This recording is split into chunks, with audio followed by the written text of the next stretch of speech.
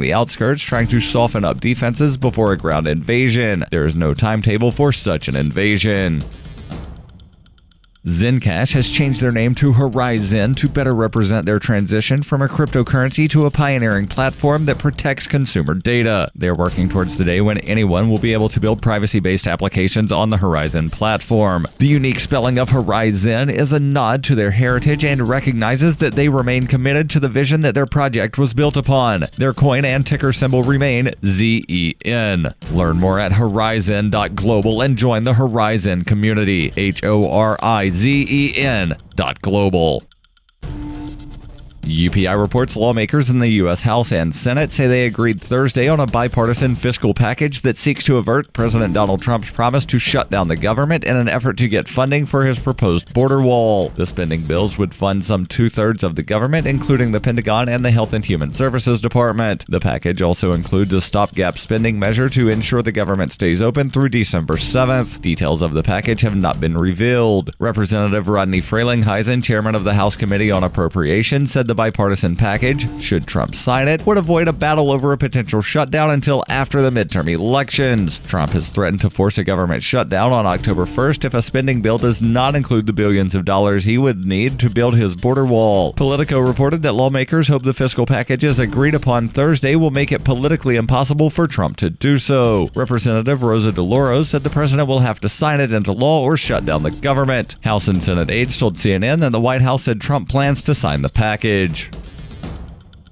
You can support FPP Radio by joining the Fans program. Fans are friends, allies, and numerous supporters. Fans help FPP afford to produce more original content. You can join the Fans program for as little as $1 per month through Patreon and get perks like ad-free versions of FPP Radio News and Peace, Love, Liberty Radio. To learn more or to join the Fans program, visit fans.fppradio.com. That's fans.fppradio.com. Reuters reports Attorney General Jeff Sessions on Thursday vowed to fight back against federal courts that issue injunctions barring the federal government from implementing regulations nationwide and accused federal judges of engaging in judicial activism. In a speech in Missouri, Sessions revealed he was issuing new litigation guidelines that he said would assist our department attorneys in fighting unconstitutional orders all the way to the U.S. Supreme Court. Nationwide injunctions have become a favored tool by states and other groups who have staunchly opposed many of the Trump administration's more controversial policy initiatives. They allow a single judge in one federal district to block the implementation of new rules across the entire country. The new guidelines call on DOJ litigators to fight back against cases that involve nationwide injunctions. During the Obama administration, Republican-led state attorneys general and business groups often sought nationwide injunctions, a strategy that has since been more often deployed by Democratic state attorneys general and civil rights groups who seek to block many of President Donald Trump's policies. According to Sessions, courts have issued nationwide injunctions 25 times since Trump took office. Sessions said in a statement, "This trend must stop. We have a government to run. The Constitution does not grant a single district judge the power to veto executive branch actions." This has been FPP Radio News. Online at fppradio.com.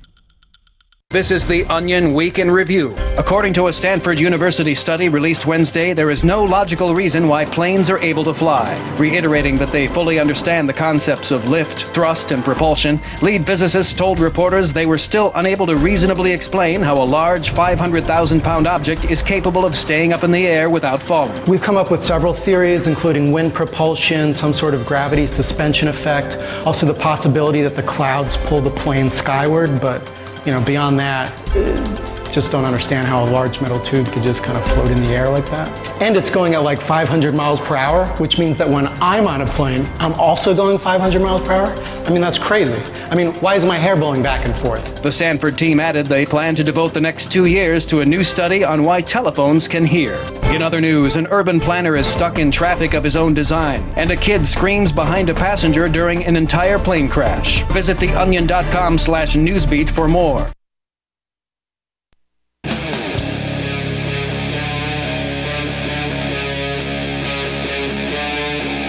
Talk Live.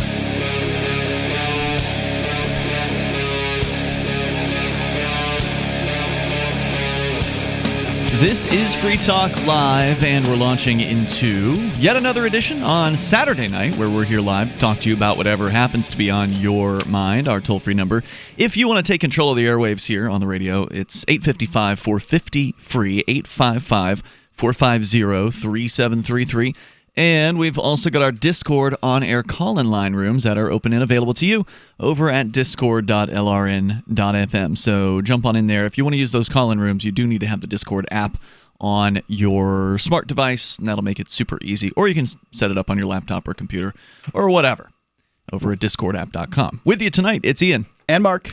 So starting out here with a follow-up piece on the Colin Kaepernick Nike controversy. I think it was over a week ago when this news first hit, that people were setting their Nike shoes on fire on video, putting those videos online and sharing on social media in protest of a Nike ad campaign that I suspect Colin Kaepernick is one of the participants in. I don't know if it's exclusively him, but he's the one who's getting all the attention, where it shows a picture of Kaepernick's face in artsy black and white, real close up, in the what appears to be like a full page print kind of ad.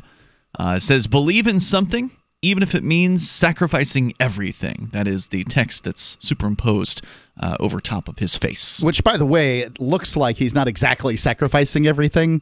He's getting quarterback pay through the Nike sponsorship without having to do quarterback work. Pretty sweet. Yeah.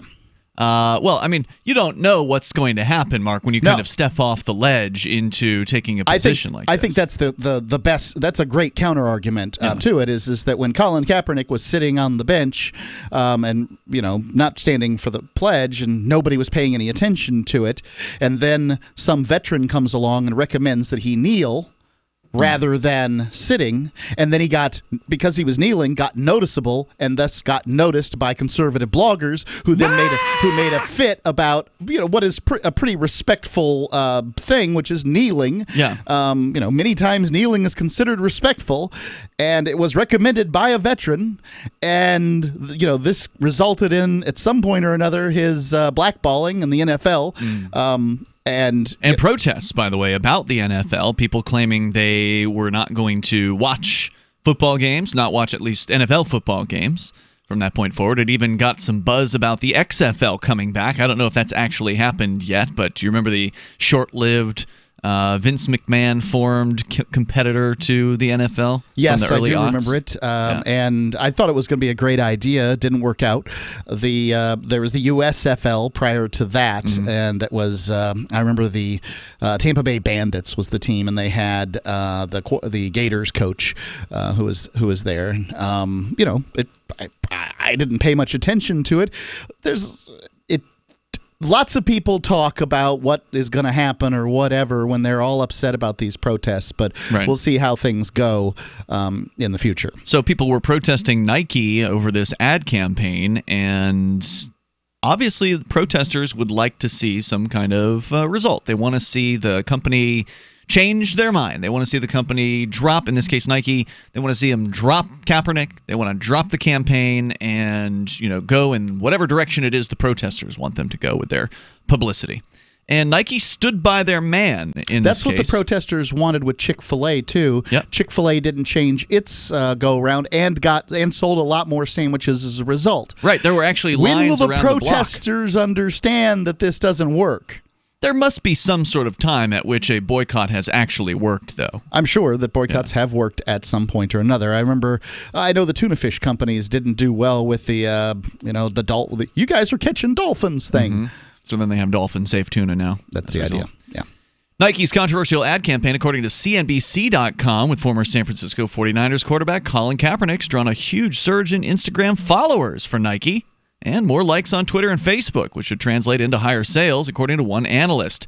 Nike added roughly 170,000 Instagram followers around the timing of the release of its ad campaign, according to Wedbush Securities analyst Christopher Svezia in a research note Friday. Quote, indeed, Nike's management knows its American consumer well, and the campaign featuring Mr. Kaepernick is a positive for the brand and likely its sales. The company's shares hit a record high of $83.90 on Thursday, and Wedbush placed a 12-month price target of $90 a share on the stock. The ad campaign generated possibly record likes by Americans on social media, even though there's been a wave of anti-Nike comments as well, according to Wetbush's internal analysis of the campaign. Kaepernick, who knelt during the 2016 NFL season during the national anthem in protest against racial injustice, opted out of his contract with the 49ers and hasn't signed with another NFL football team. Now, here it says he opted out of his contract. That doesn't sound like he got pushed out. But then again, this is one sentence in a news article here that's summary. I don't know what's accurate. I haven't followed the Kaepernick drama particularly closely. Right. You're saying he was blackballed. Well, the claim is that he, he hasn't signed with another NFL team.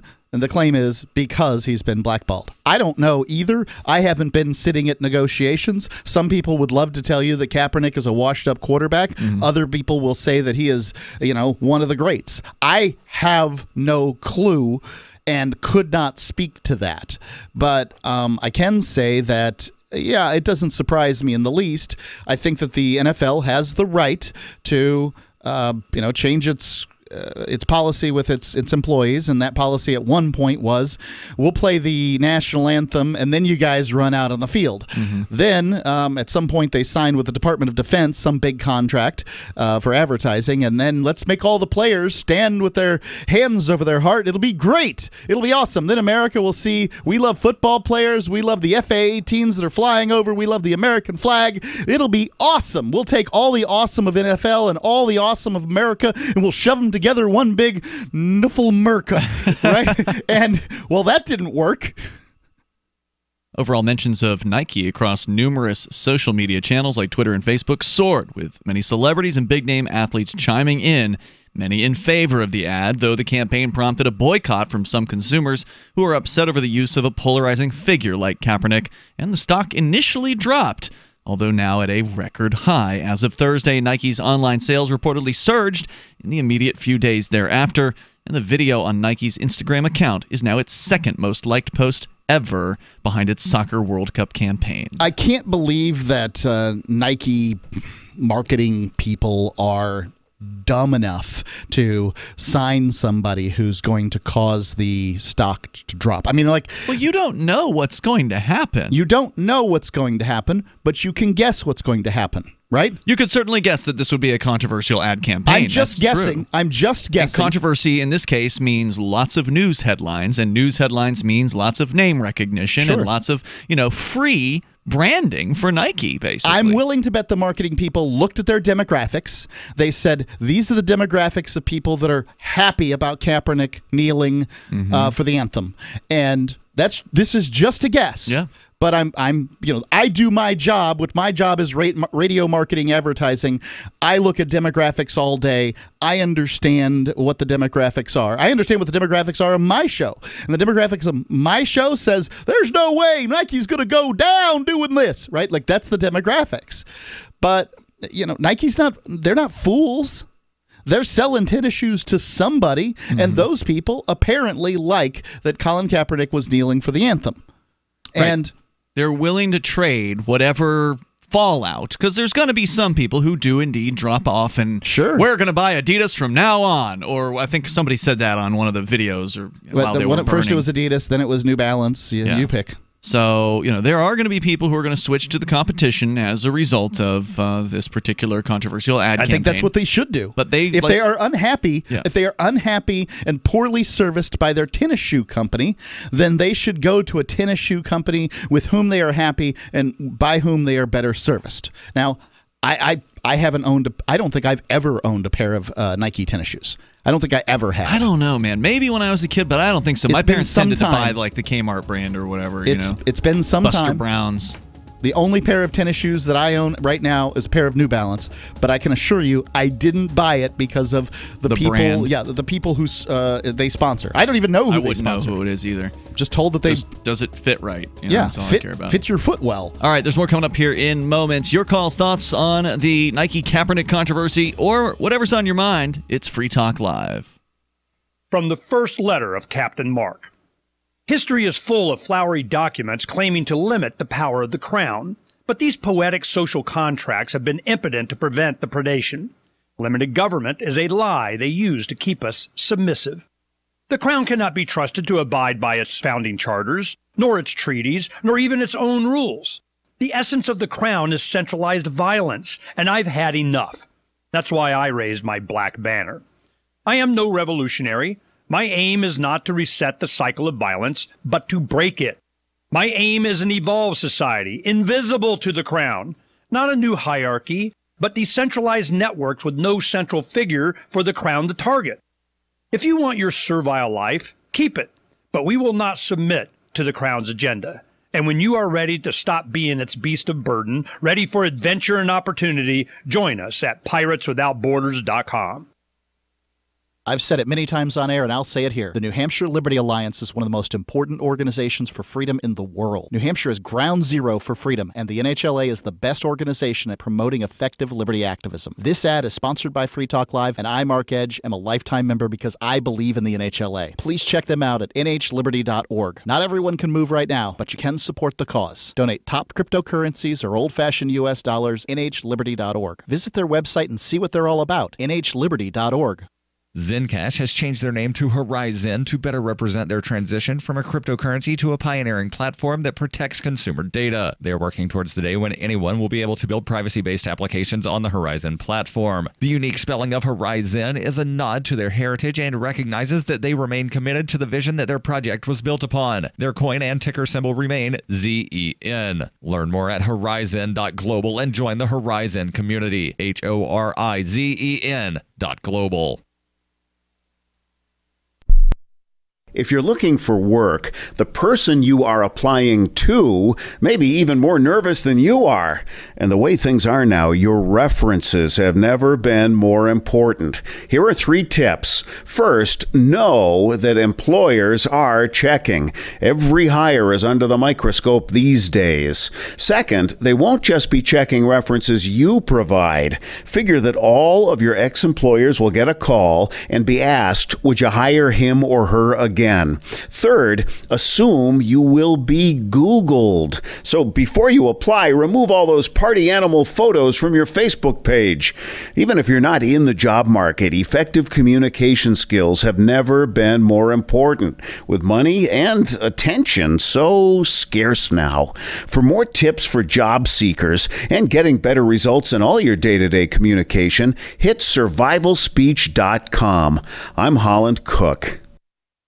If you want to know the latest about Free Talk Live before we go on the air, all you need to decide is how you want it delivered. It's your choice. Visit news.freetalklive.com. You can get emailed announcements and participate in contests via our email updates list. Plus, we have a Twitter account that you can follow and a Facebook page where you can become a fan. So visit news.freetalklive.com to get news about Free Talk Live as soon as it's announced and the way you want it delivered at news.freetalklive.com. That's news.freetalklive.com. This Your Family Today tip is brought to you by Lil Drums. Every bit as fun as a full-size Nestle drumstick cone and definitely cuter. Visit us at drumstick.com. Vacations are all about family time, but you don't have to leave home to have fun. Take 1 weekend a month and devote it to family activities. Pull out the board games and puzzles, serve up some treats, or have a picnic. Even without leaving home, you'll feel like you've really had some time away.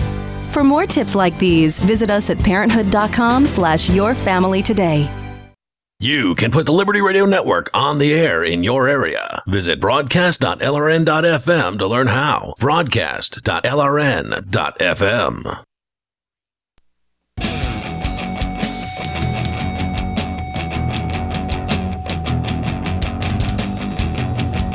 It's Free Talk Live Saturday edition of the program, inviting you to join us right here. The toll-free number is 855-450-FREE like freedom. That's 855-450-3733. We're talking about failed boycotts.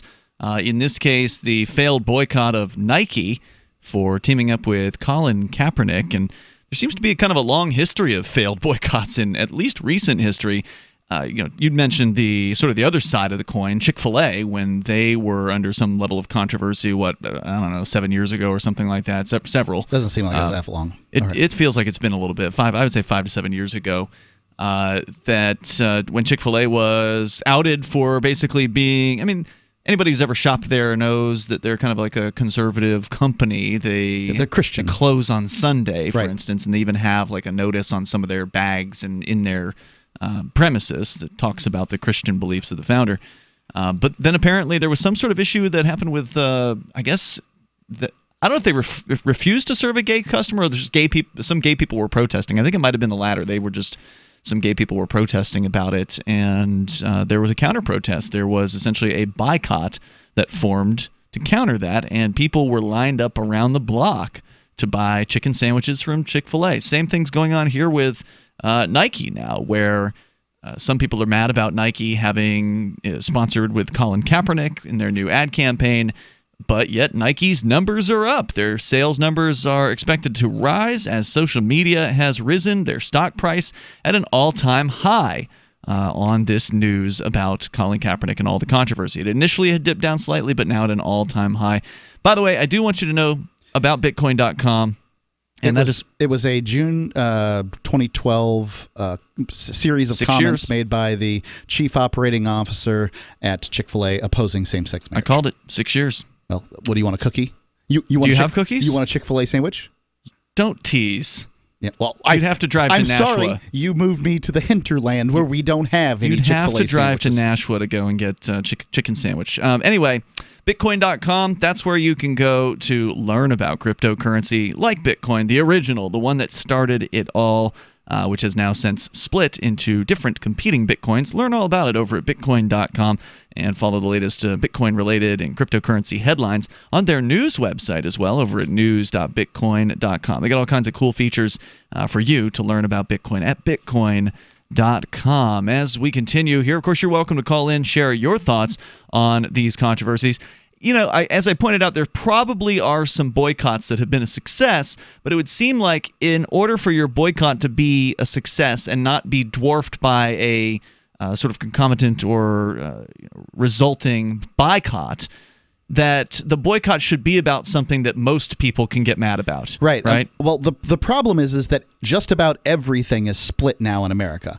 Al Gore was correct back in 2000 and whatever, 2000 when he said that there's two Americas. Well, those two Americas are at war. And look, I'm not picking a side. I think they're both dumb. But what's new, though? I mean, there's always been the right and the left. Are you saying it's somehow different now? Yes, I am. Why? Web 2.0. Because people can leave comments on blog posts? Yeah. Really? Yes. Now you think that has escalated whatever kind of disagreements that people have? Sure. Online commenting is a terrible way to communicate, and especially if you're going to do it succinctly without flowery language. My friend, I respect your opinion, but let me humbly submit. Right? Instead of you stupid F, right. This, that, okay. So whatever. It's as a result, people have gotten farther and farther and farther apart because people don't choose political parties or sides because of logical arguments. They choose them because of feelings. And that's where their friends are in some cases. Well, that too. Yeah. So, on one side, you have, people that feel like those people want to destroy America and destroy our way of life. On the other side, you have those people don't like my friends that are black and gay. And neither side's right. Both of those statements are incorrect. But it doesn't make a difference. That's what people think. Well, I think you make an interesting point. You could say also that because people are hiding behind their computer monitor, it's much easier to be mean. Right. They're more likely to be nasty as opposed to, if people are at a town hall or something where they're actually in the physical same proximity with their neighbors. Even if they disagree with them, they're more likely to be a little bit more kind in their disagreements. I tell people that I'm talking to on Facebook all of the time, call in to Free Talk Live and discuss they never do. Your point. They never will. But, there's people right now that think that I'm wrong about this Colin Kaepernick thing, and they haven't picked up the phone, and they haven't called 855-450-3733. And, I don't know how to convince. I can convince people on the radio. I can't convince them on Facebook. No, they don't have to listen to you on Facebook. You don't have to actually have a conversation. It's the appearance of a conversation because people keep posting, but it's not. You write this paragraph explaining, addressing all of their points, pointing them out. They pick the weakest part of your argument or some part of your argument you didn't make at all, attack it in a small paragraph, 2-sentence, rebuttal, and then you're like, well, I don't even know what to do. I feel like I could convince this person, but you can't because they don't want to be. Let's go to the phones to the fun. We'll talk to Mike in Virginia Beach. First up, you're on Free Talk Live. Hello, Mike. Hello. Beach. Hi there. You're on the air. Can you hear me? Yes, sir. Hello. Can you hear me all right? We have you. Go ahead. Okay. Greetings from Virginia Beach, and I'm wondering why Protestants are against protesting. It doesn't make sense. What do you mean? Protestant. The word Protestant comes from protest. Since when are Protestants against protesting? I'm confused. People are against protesting. Well, okay. But what are you calling about? I mean, what's this in reference to? He thinks Donald Trump's caused the I want him to answer the damn question, Mark, not you. He's the caller. Well, thank you. Can you back away from your phone a little bit, too? You're cranking me out here, man. Oh, all right. Well, how's that? A little better. Go ahead. Okay. Well, the situation as it stands, we haven't had a Protestant on the Supreme Court in the world's greatest Protestant republic for many, many years, but the Protestants aren't protesting this. How's America going to become great again if it doesn't even recognize its own Protestant roots? And we've got this guy in the White House who never saw a pedophile servant that he didn't think was qualified to be on the Supreme Court. I'm lost. Who's the pedophile on the Supreme Court? Is that what you're alleging? Well, I'm saying that anybody who stands up, as Michael Savage said he had information on Judge Kavanaugh, anybody who stands up as Judge Kavanaugh is alleged to have done, and said with regard to this whole climate change, global warming controversy, that that Catholics, speaking to Catholics, they should get on board because the Pope is on board with this whole big Is this making any sense to you, Mark? All I can tell you is Neil Gorsuch attends an Episcopal church. That's Christian, right? It's Protestant. Yeah, that wasn't making any sense to me. Thanks for the call, Mike. More coming up here in moments. I'm glad it wasn't just me, right? It wasn't just me, right? Right. Hunters, anglers, campers, and survivalists. Get back to nature. Expand your horizons with the highest quality, most versatile, unique slingshots and sling bows on the market at slingbow.com. Slingbow products are compact and models start from just $17.98. They're perfect for your bug out bag or storing in your vehicle. Give yourself and your loved ones the excitement and tradition of Slingbow, a new frontier in archery and truly modern twist on this primitive survival tool. Feel the thrill only at slingbow.com.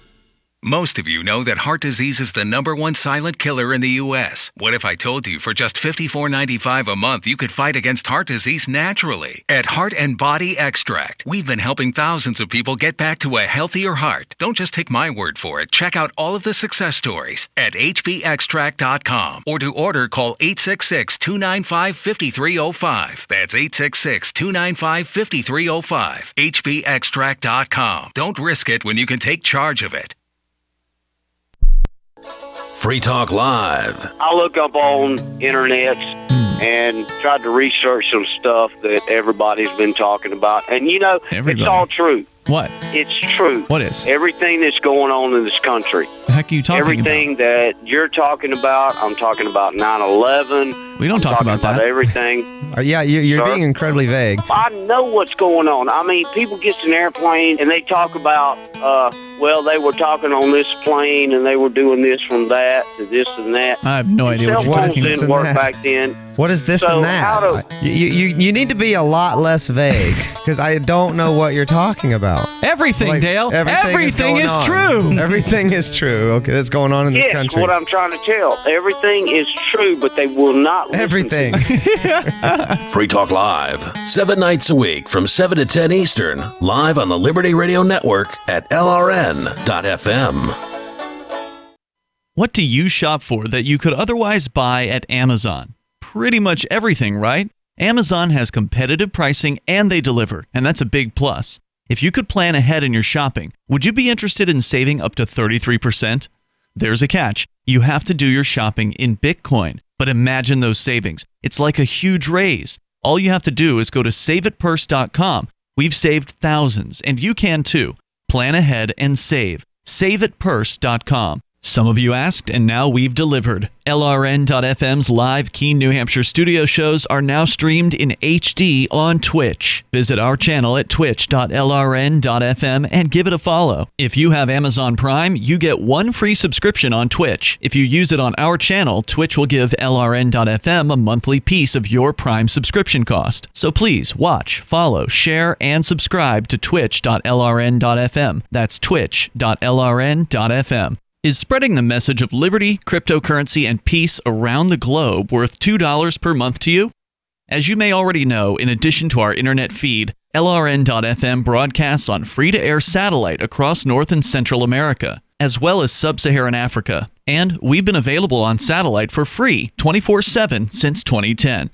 The LRN.FM free-to-air satellite signal is reaching some of the most oppressive regimes in the world, and there's no doubt our ideas are making an impact. You can learn more about the channel's impact by watching the 3-minute video at fund.lrn.fm.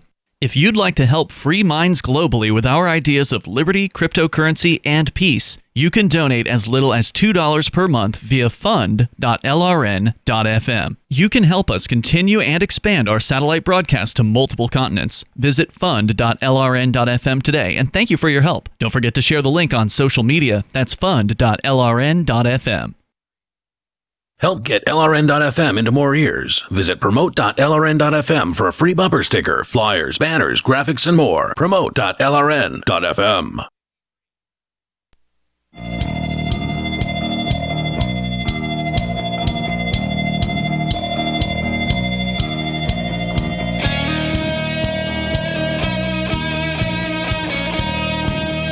Hey, it is Free Talk Live Saturday edition of the program. As always, you may join us here on the radio. Our number for you is 855-450-FREE, like freedom, 855-450-3733. And with you in the studio tonight, it's Ian. And Mark. We've got Discord. The Discord on-air call-in line rooms are available to you. Just head over to discord.lrn.fm, and you can get in there and chat with other listeners, too, in our regular chat room. So there's the call-in line rooms, which are at the top of the list, and then below that there's text chat, in which people hang out in the Free Talk Live room, usually during the show, but sometimes they're talking in there all day long. And then there's other chat rooms about like cryptocurrency or gaming and other topics there. It's all free over at discord.lrn.fm. Plus, Zencash is now Horizon.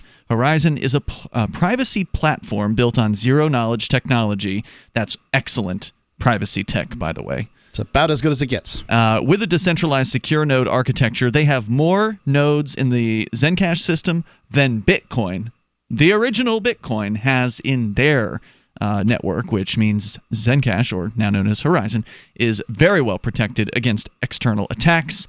They've got a very secure network as a result. Plus, it's, again, more than just cryptocurrency. That's why they did the rebranding.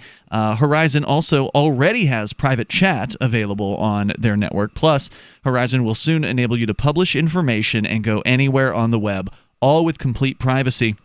Horizon is bringing privacy to life. You can learn more at horizon.global. That's HORIZEN.global as we go to the phones to your calls and thoughts on the topic of boycotts or whatever's on your mind. Failed boycotts in this particular case. Colin Kaepernick. With with Nike doing better than ever, according to statistics from the last week. Go ahead, Joe, calling from Grand Rapids, Michigan, listening to WTKG, one of our longest running affiliates. Go ahead, Joe. Yeah, I don't think boycotts really worked that great. The Boy Scouts is a whole other topic, by the way. But people have boycotted them too. Anyway, go ahead. Sorry. Yeah, but I mean, if it's something, Springfield Armory, which is a gun company, they got kind of boycotted by the gun community. Really? And that worked because it only affected gun owners. What did they do? What was theirs over? I never liked their guns anyway, but I don't know all the details. They made some backroom deal with some Illinois politicians. They were trying to get, I don't know if it was tax breaks or You can go online and find it out. I'll take all a look. The YouTube gun channels called for a boycott, and it really hurt their sales. So now they're trying to recoup their image, and they're trying to say, yeah, we love the Second Amendment. We're not, getting in bed with anti-gun people, all this stuff. And, I guess it's working because the things are starting to turn around for them. But, stuff like that where it's just gun owners, anti-gun owners, they're not, well, we're going to boycott them too because they're not going to buy their stuff anyway. Right, it doesn't matter. Like Nike, Nike knew what they were doing. They knew that they piss off some people, but their target, younger people, mainly, and people who, they knew what they were doing. They're not stupid. They got people that they research all this stuff before they do it. Companies just don't do controversial things. Usually, they don't without some testing things without planning for it. And especially nowadays with social media, you got people who will, well, so-and-so's for it, so I'm against it. They may not know anything about the issue, but that's how polarized things are. So, it is true. If you're a company, you got to be careful what you do. But with Nike, it worked out for them. So, that's all I got to say. I think they're a waste of time normally. I think that's good analysis, Joe. I think you're spot on. Anything else you want to share? Do you think it's going to be a problem for New Balance because they've been drawn into this controversy? And I note that because I like their shoes. I know other shoes companies have been brought in too. They weren't looking for this at all, but they just kind of got drug in because I think like 2 years ago, the Washington Post wrote an article and said that white supremacists have named New Balance the shoe of white people or something crazy. Oh, I know New Balance they were real popular years ago, and I think companies should stay out of politics. Personally, I think it's stupid unless unless that's your thing. You're in the media or something like that, and that's kind of your thing. You're pushing a point, but I don't like neither company anyway. I like more outdoorsy, like Columbia stuff like that, outdoor shoes. So. Joe, good call, man. Thanks for somebody comes out with something. Thanks for making the call. I appreciate hearing from you tonight. That's Joe there in Grand Rapids. You can join us here toll free at 855-450-FREE. We've got Peter on the line in Virginia Beach listening to WNIS. Go ahead, Peter. Hey, guys. Hey. This whole thing with the protesting, it's they keep representing it as a First Amendment issue. It's not a First Amendment issue. First Amendment says the government can't tell you can't say things. That's true. It's a work rights issue. The employer, may or may not want them to do something that may be detrimental to the employer's image. So, when everyone says, "Oh, you can't stand, say right to speak," no, it's not. It's not the McDonald's drive-through windows person's right to tell you what they feel about society when you get your, Big Mac. It's not the guy in Dunkin' Donuts right to tell you how he feels about society. Absolutely. Not only that, as a manager at a drive-thru, you don't want your employees talking about anything except for pleasantries, the weather, blah, blah, blah, and giving people their food, and helping them. Wouldn't you agree, though, that the NFL stepped in it when they decided they were going to take a predominantly black workforce and force them to stand at attention for a song that in later verses extol slavery and the execution of slaves? I would agree, except those verses had been taken out of. Most people don't even know those verses. They don't. No. That's true. Because that's how it's was taught to kids in school for the last 20 years. So they haven't, but I would think that I'm just guessing that probably among the black community that the news has gotten around that the anthem has verses in it about executing slaves. Just guessing. And it might, but it still doesn't change the fact that they're doing personal protests while they're on the clock. It's true. Right? If they wanted to have a rally outside of work, then they would still draw attention. Would you say the same thing obviously if McDonald's forced their employees to give a Nazi salute when they walked in the door? I mean, it's on the clock stuff. Well, wait a minute. At the time that he did the protest, it wasn't prohibited, was it? It was just him, like, as far as the rules of the NFL. There weren't any rules. Yeah, there weren't any rules surrounding it. They have changed the rules. There weren't any rules against it. But it's still you're doing your own personal protest on the clock. Sure. Well, yeah, you're on the clock, but if it's not been said by the management that these sorts of things aren't welcome, then presumably you would have the freedom to express yourself. Yeah, nobody had a problem with this until conservative bloggers stepped up. Right, because, I mean, I find it offensive. You're right. I find it offensive that anybody would even stand for the national anthem in the first place, given how, the United States is not a free country, and it is a place where the government hurts peaceful people constantly, not just black people, but people of all shapes, sizes, and colors. The police But you are a wouldn't stand constant for threat. any anthem, right? let I mean, alone. if I'm gonna stand up, I'm gonna turn my back in that case. But yeah, generally, I won't stand at all. I won't stand for the pledge. You guys are I won't 100%. Yep. You guys are 100% right about that, right? But the thing is, the NFL has taken a stand about a lot of things. They can't wear symbols on their uniforms unless it's approved by the NFL. That's just the way they've always run their business. Good points. Thanks, Peter, for the call tonight. I appreciate hearing from you. The toll-free number for you is, if you want to join us here, is 855-450, free like freedom. That's 855-450-3733. And Mark, you said they have since changed their policy, and now there's no more kneeling allowed? The NFL is very clear that the players are not supposed to be, although some still are, protesting during the anthem, and that they have to come out and stand on the field. They can stay in the locker room as a form of protest if that's what they wish to do, but it's not. It's pretty milquetoast protest. I would point out this: when it comes to protests on the clock in America, the labor movement protested a great deal, and they would claim credit for many of the advances that we have here in the United States. And I don't know what the world would be like without it, but protesting on the clock is pretty American. All right, there's more coming up here in moments. 855-450, free.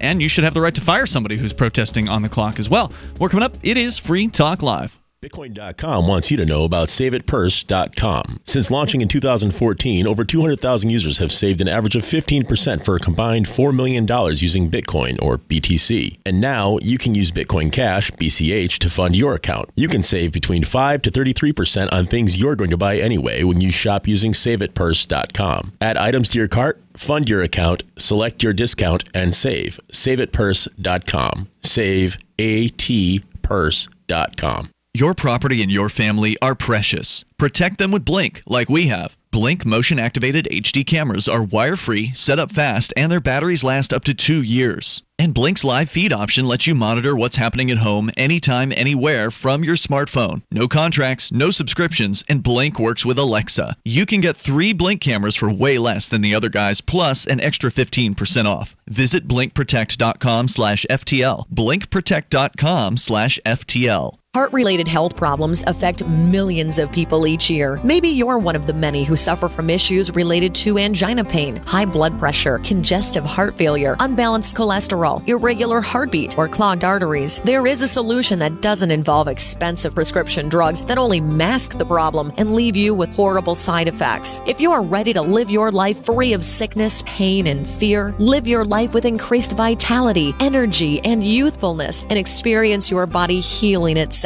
then you're ready for Heart and Body Extract from Healthy Hearts Club. Here is what one satisfied customer had to say about Heart and Body Extract regarding his angina pain. I haven't had an angina pain since I've been on it. The Heart Body Extract is just so great. I thank God that I was led to this product that's doing so much for me and that can do so much for other people. Call to order your 2-month supply of Heart and Body Extract today. Call 1-866-295-5305 or go to hbextract.com. Hi, I'm Derek J. To me, an activist's calling is to actively work to advance a cause. The cause for which I work is personal freedom. I believe my life is best when I engage in voluntary interactions and self-government. I reject the idea that anyone else has a higher claim to my life or my body than I do. I see people who call themselves the government as a threat to my personal freedom. I realize you may feel differently, but my relationship with the people who call themselves the government is completely involuntary. If Starbucks used some of its money to drop bombs, I wouldn't shop there. So why would I support the American empire? The empire does not require my consent. Derek J's Victimless Crime Spree. Watch it for free and order the Director's Cut DVD at victimlesscrimespree.com. That's victimlesscrimespree.com. Here's a chance to do a little activism while you're cruising Facebook, Twitter, or Google+. Between the LOL cats, the recipes, the hot girls, and the inspirational sunrise memes, Free Talk Live's posts pass by your newsfeed. Like them, comment. It gives us more exposure. If you don't see our posts, click like at facebook.freetalklive.com and then hover over it to click Get Notifications. It's an easy way to spread the ideas of liberty a bit further. I know you're busy, but you can spare that 1/10 of a calorie it takes to click on something. facebook.freetalklive.com. Looking for a great real estate investment? Consider New Hampshire, which is ground zero for the Liberty Movement. Your first call should be to Mark Worden from Porcupine Real Estate. He's more than just a real estate agent. He's your New Hampshire concierge. Where are the best places to live? Do you want farm, city, the burbs, or forest? Do you want a duplex or multifamily building so that renters pay your mortgage? There are homes in all price ranges in New Hampshire, and Mark can help with financing too. Invest in liberty and property. Mark Worden can help. PorcupineRealEstate.com. Some of our live shows are streamed in HD on Twitch. Please follow and share at twitch.lrn.fm. That's twitch.lrn.fm.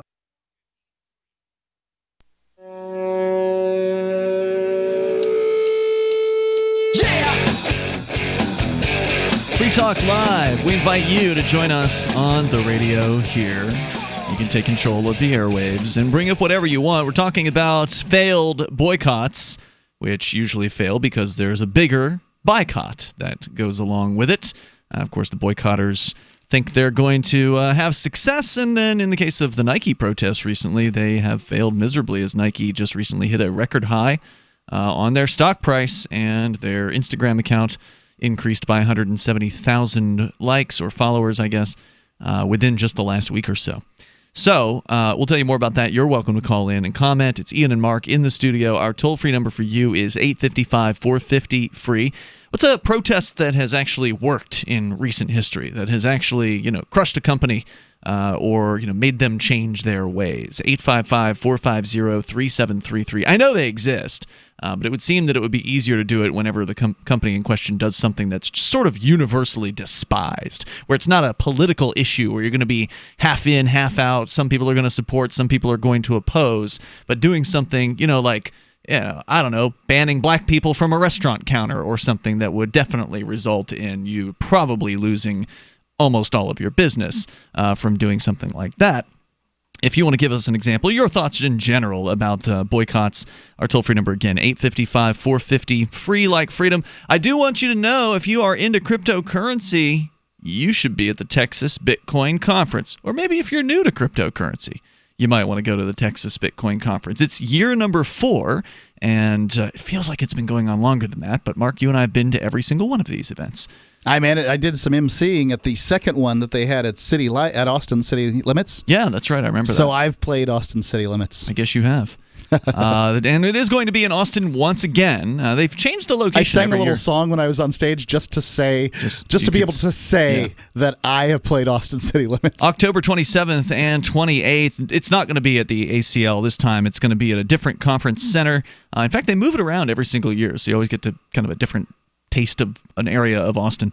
TexasBitcoinConference.com. We're going to be there again. We'll be broadcasting from the event, and it's always a great event for those interested in cryptocurrency, for networking, innovation, and entertainment. This year, of course, great speakers including Paul Snow of Factum, Bruce Fenton of Ravencoin, Professor John M. Griffin, and more. You can go get your tickets now at TexasBitcoinConference.com. Once again, that's TexasBitcoinConference.com. Coming up October 27th and 28th in beautiful Austin, Texas, as we go to more of your calls and thoughts. First up, it's Bob in Indianapolis listening to WIBC FM. Hello, Bob.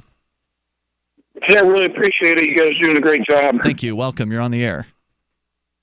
I just wanted to have you guys check something out for me. You have more access to information than I do, but I want to share. We have the internet. Yeah, I don't. Okay. I can't afford it. All right. That's how poor I am. It's about the economy in general. But I'm no expert on anything. But I watch way too much news. But 52% of the American people can't come up with $400. Yeah, cash. That's true. I heard it's 40% for America for $400, and then 60% can't come up with $1,000. So you're in the ballpark. It's bad. Okay. Yeah, it's bad either way. Okay, that'd be me. I'm getting my water shut off Monday because I owe them $43. Wow. God, that stinks. Isn't that pathetic? Yes. The greatest country in the world, and they're going to shut my water off because I owe them $43. I just gave them $50 10 days ago. Now, are you working? That's a long story. I'm on disability. I hate to admit it because everybody's on disability. I hate to admit it, but it's not welfare. It's insurance. We paid into it, just like you pay your car insurance. Can you tell me? I mean, would you mind sharing what your disability is? I have a vascular problem with my legs. I'm probably losing my legs pretty soon. Oh my! And I yeah, but that's just one. And then I have a severe back problem as far as discs in your back, degenerative disc disease. So you're not going to be working on a construction yard anytime soon. But I mean, you're on the phone with us. Couldn't you do some kind of customer service? No, I can't even afford my phone. I just paid $5 to get 250 minutes on my phone so I could call you.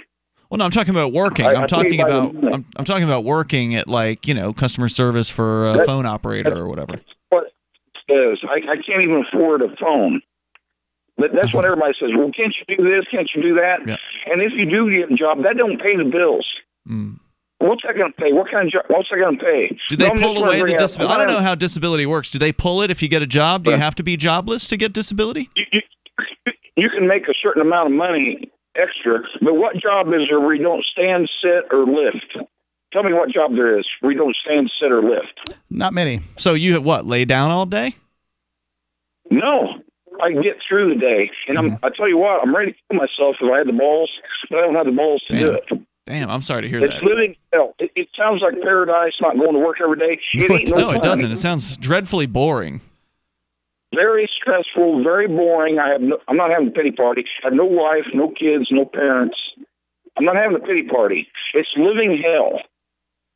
But thank God for Social Security and Roosevelt that came up with it. But I tell you what. What do you think would happen if there wasn't a government program out there that gave you a check every month? You think that you'd be starving? I'd be living underneath a bridge like other people.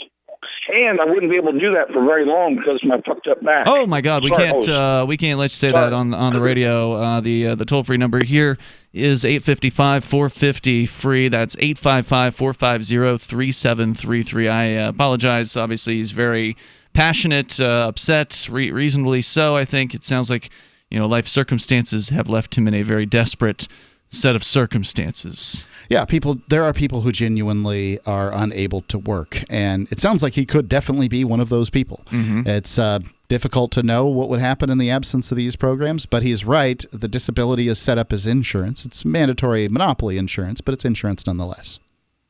So, well, I mean, the fact is, if you pay into a program and then you collect more out of it, then you paid into it. Isn't that why you buy insurance? But it's not insurance; it's the government. Government. Okay, so a monopoly government's just an organization, just like an insurance. Forces everybody to pay. It's a monopoly insurance program that employers are forced to pay into. Yes. Yeah. But that's what insurance. That's why people buy insurance. If you told people that, hey, I've got a program where you give us more money than we give you back, that you could do better if you just took your money and put it in a savings account rather than giving it to us, no one would buy it. But if you call it insurance for catastrophic care or something like that, then suddenly they're all for it. Yeah, I mean, I guess I see what you're saying. It's hard to really categorize that as insurance because it's it's forced participation. And they're spending the money hand over fist, just like with Social Security. Just about all insurance at this point is forced participation. Well, not in New Hampshire, where it's an option actually to get car insurance here. Oh, there's one. You found a state in the union that does not have PIP insurance. Fine.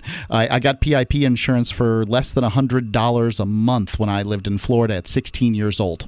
So PIP insurance is really not, personal injury insurance isn't really much. Health insurance isn't forced here either, like it is in some places like Massachusetts. You have to have health insurance in the United States. Oh, well, I don't have it.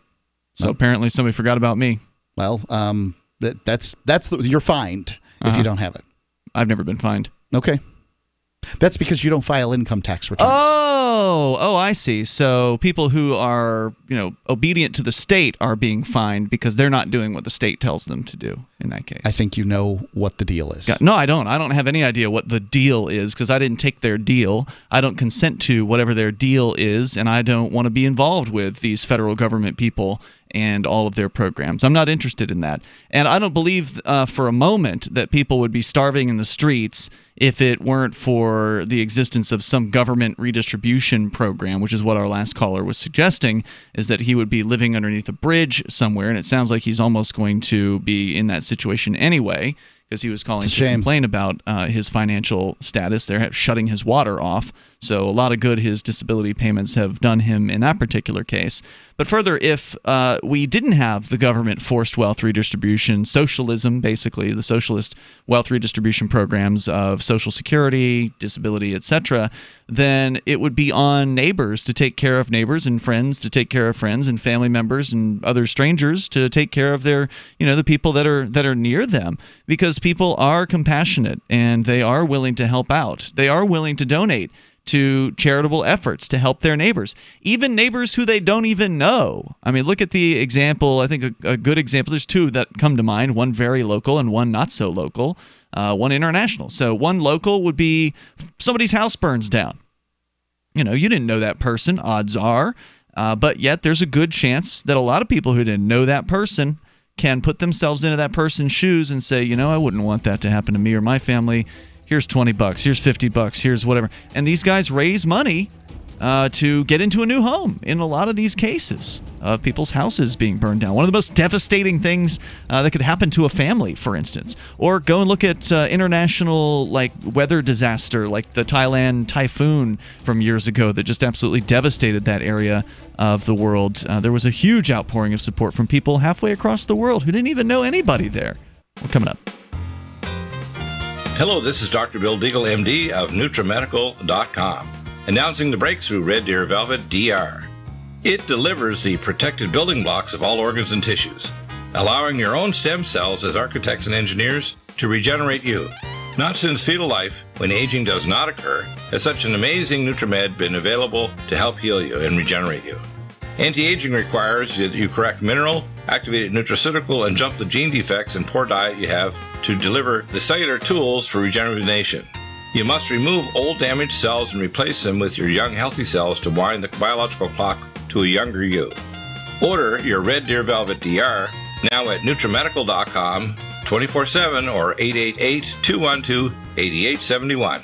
That's NutriMedical, N-U-T-R-I, Medical, MEDICAL.com.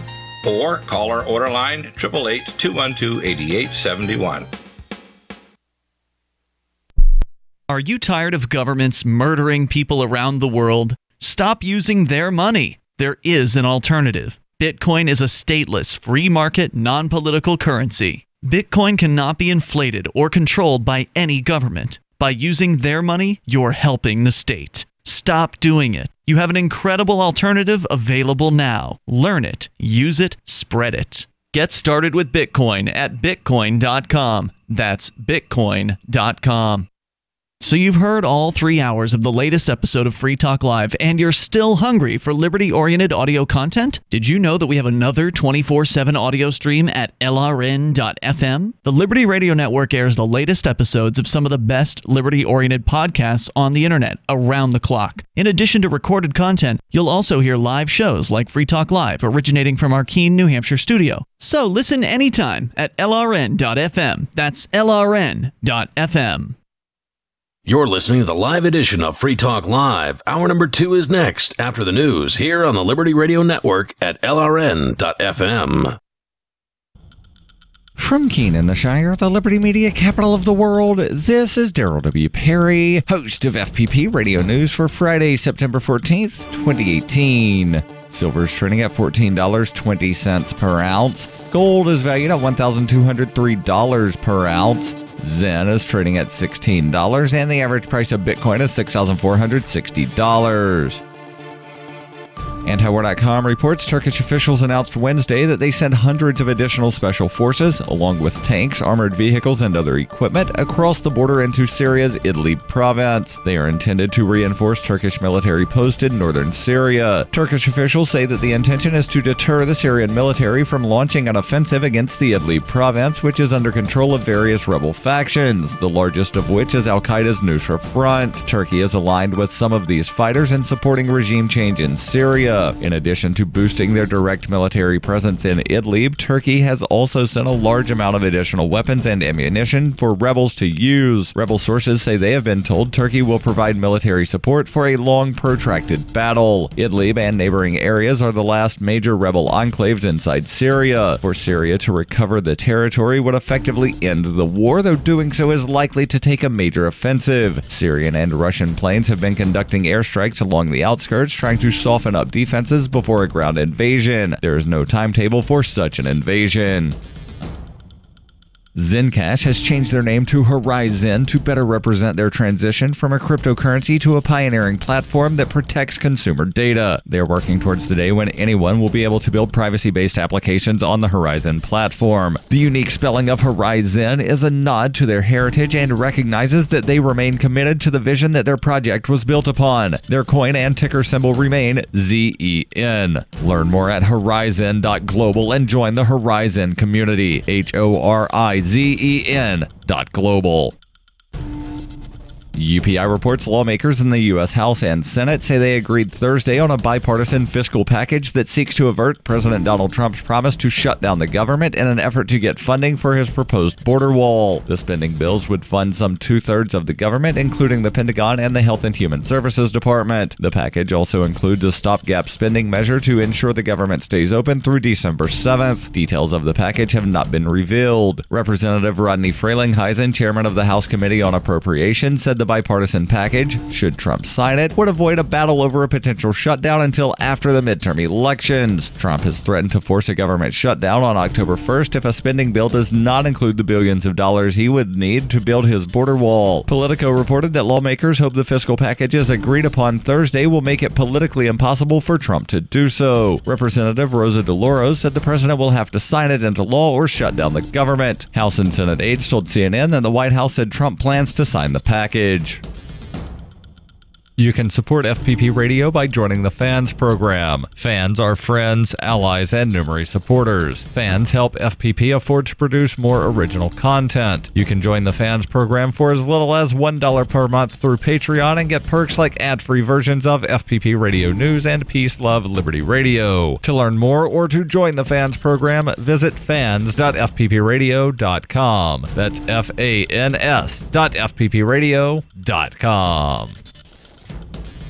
Reuters reports Attorney General Jeff Sessions on Thursday vowed to fight back against federal courts that issue injunctions barring the federal government from implementing regulations nationwide and accused federal judges of engaging in judicial activism. In a speech in Missouri, Sessions revealed he was issuing new litigation guidelines that he said would assist our department attorneys in fighting unconstitutional orders all the way to the U.S. Supreme Court. Nationwide injunctions have become a favored tool by states and other groups who have staunchly opposed many of the Trump administration's more controversial policy initiatives. They allow a single judge in one federal district to block the implementation of new rules across the entire country. The new guidelines call on DOJ litigators to fight back against cases that involve nationwide injunctions. During the Obama administration, Republican-led state attorneys general and business groups often sought nationwide injunctions, a strategy that has since been more often deployed by Democratic state attorneys general and civil rights groups who seek to block many of President Donald Trump's policies. According to Sessions, courts have issued nationwide injunctions 25 times since Trump took office. Sessions said in a statement, "This trend must stop. We have a government to run. The Constitution does not grant a single district judge the power to veto executive branch actions."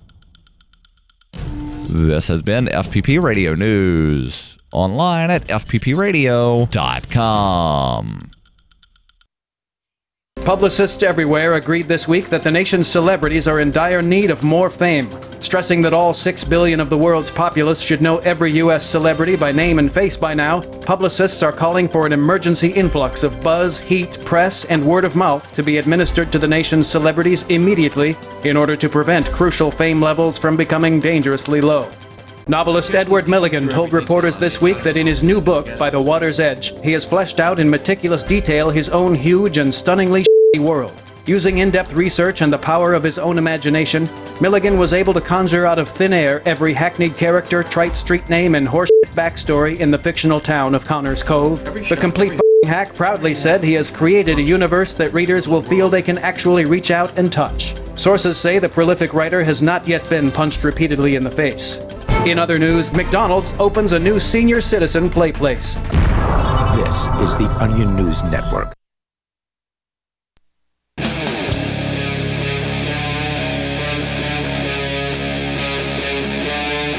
Free Talk Live.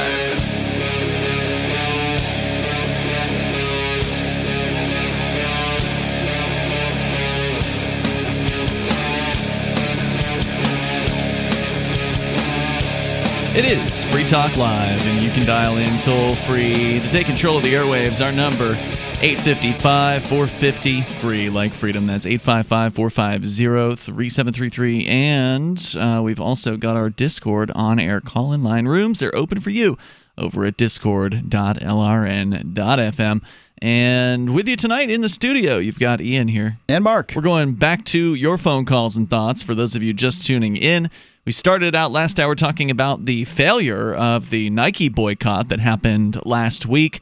Turns out Nike's got a higher stock price than it ever has, and its social media has gone up in a significant manner, over 170,000 additional follows on their Instagram account after the Colin Kaepernick controversial ad campaign launched about a week ago.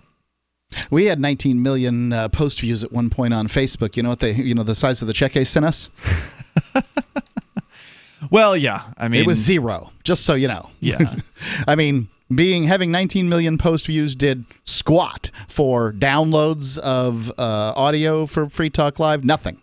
The people on social media care about the stuff that's going on social media, but they don't really leave it.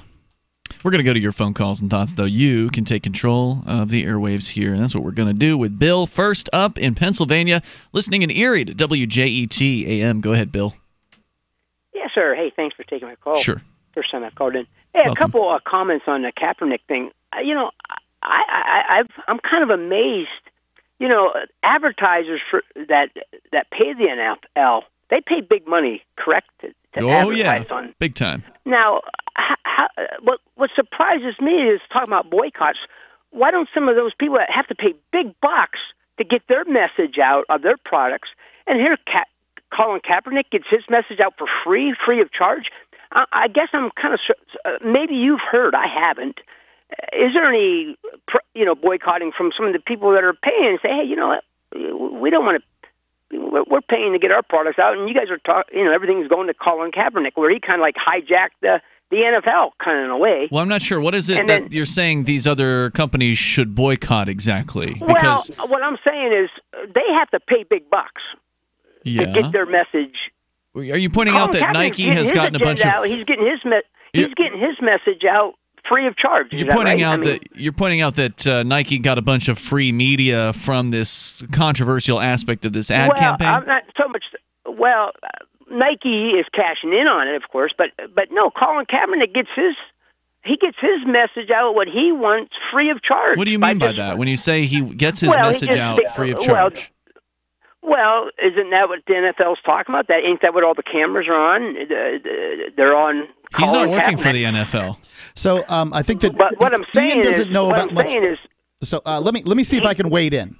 There are sports. There are people, lots of people that make money just talking about sports. Mm-hmm. Like sports talk radio. Well, kind of like what we're doing right now. Now, you and I would be terrible sports talk hosts because we just don't know anything. Like sports that much. But we're talking about the controversy that surrounds Colin Kaepernick. This is also going on all sports media, including the pre-games and post-game things that have NFL logos and those kind of things involved too, and I think that's what the caller's interested in. So wait, are you saying? Well, I understand what you're saying there, Mark, but is that what you're saying, Bill? Is that Colin Kaepernick gets free media attention from sports talk radio? Yeah, it's like if everybody's if I have a political viewpoint and just do we get to go down there and do we get to do we get to do that?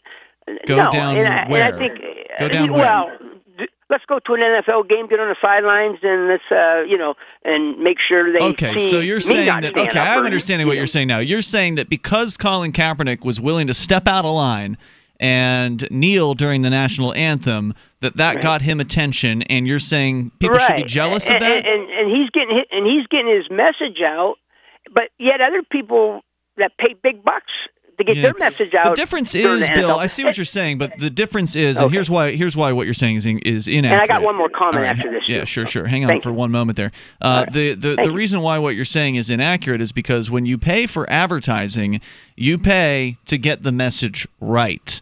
When you're doing something that is a protest, in the case of Kaepernick, you don't know how the media is going to interpret your message or retransmit your message, if they're going to take the right excerpt from your interview or not. It's all completely up to whoever it is that's running that particular media, that the journalist or their editors, how your message gets portrayed. How many people were aware of whatever nuances Kaepernick wanted them to be aware of? Probably not that many. It's just general controversy surrounding his choice versus, what was he actually trying to say by doing that? At this point, it looks like a PR victory, but there were days when it looked pretty dark for Kaepernick. Go ahead with your other point, Bill. Well, another thing, he's talking about pretty much injustice, against civil liberty, against You mean groups. Police abuse. Police abuse. Yeah. Mm-hmm. Well, yeah. But, then here comes Nike. I mean, Nike... they send their products overseas, and you talk about using people using. They're getting paid what, $1 an hour maybe. Tops. And where's the injustice? Why don't he stand up for something like that? I mean, he's standing up for these people over here. How about standing up for? And then these same people that are like against climate change. China's making a mess out of the air over there. The same people that will back him and call you a flat earther for believing in climate change, but yet they'll get right on a bandwagon with him, and that company, Nike's taking advantage of the Chinese. Were you upset by Kaepernick's protest? Was I? Yeah. Yeah, I was. I don't. Okay. It's like, hey, I don't watch the NFL. Sunday afternoon, you like to relax, and really, and all them thousands of people in a stand, and oh my gosh, Colin Kaepernick isn't standing up. Oh, what do you think is going on? I think it's a bunch of.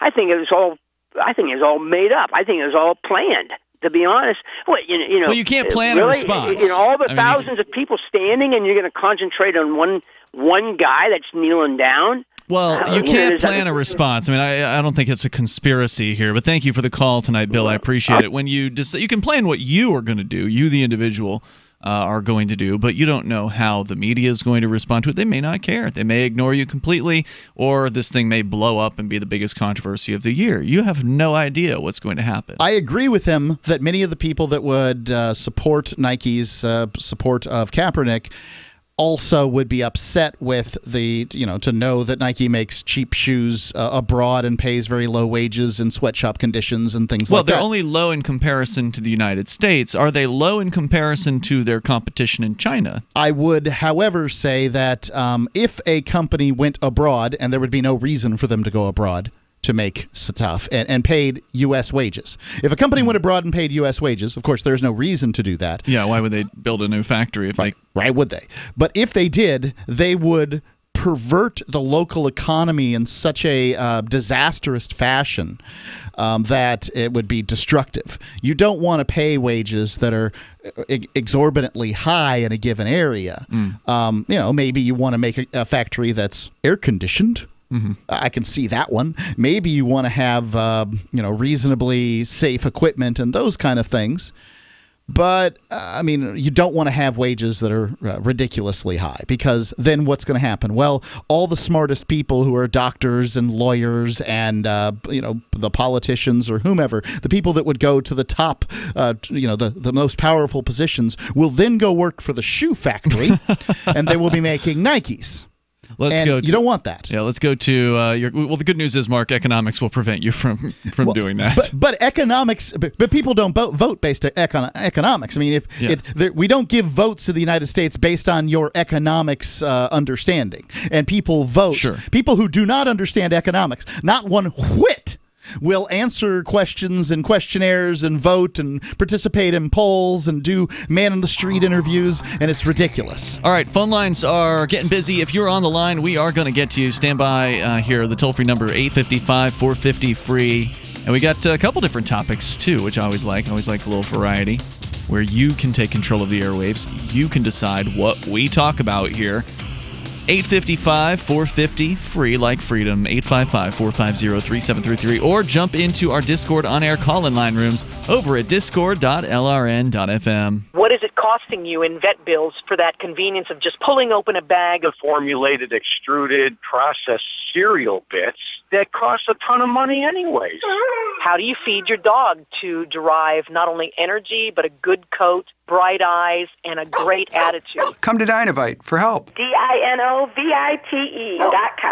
I found his raw meat diet on Dynovite.com with just the raw meat and the eggs and the Dynovite and the Super Omega on top of it. Try Super Omega Fish Oil. Buy 2, get 1 free. Ground beef, white rice, eggs, including the shells, and the Dynovite supplement, and then the Lico Chops. Try Lico Chops. Buy 2, get 1 free. It just balances out his body and his mind and his spirit. Adding Dynovite to their diet has every single dog in my kennel looking better than they have ever looked. Their skin is so much better now that they're on the raw diet. I don't even give them the kibble anymore. DINOVITE.com. What's more profitable, running your business or doing bookkeeping? Doing your business, of course, but you want to keep your books so that you can maximize your tax savings, right? What if I told you that there's a person that's a bookkeeper, accountant, and law school graduate that's also a hardcore libertarian? My name is Melanie Johnson, and I hate the state. I will aggressively help you to minimize your tax exposure and maximize profits, all while staying within the law. Melanie's your best choice for your taxes and bookkeeping needs. Go to tax.freetalklive.com and check out our website, tax.freetalklive.com.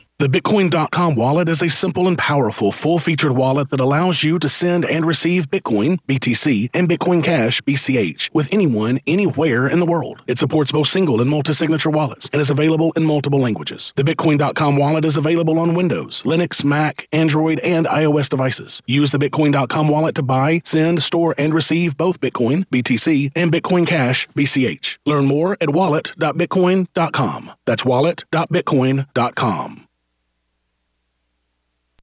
On Free Talk Live, we're bringing people to the ideas of liberty every day. From wrestling superstars like Glenn Jacobs. You guys really are having an impact, I believe. Like I said, a lot of where I am now is due to listening to Free Talk Live. You changed my mind on some very important issues years ago. To random people tuning in on the radio.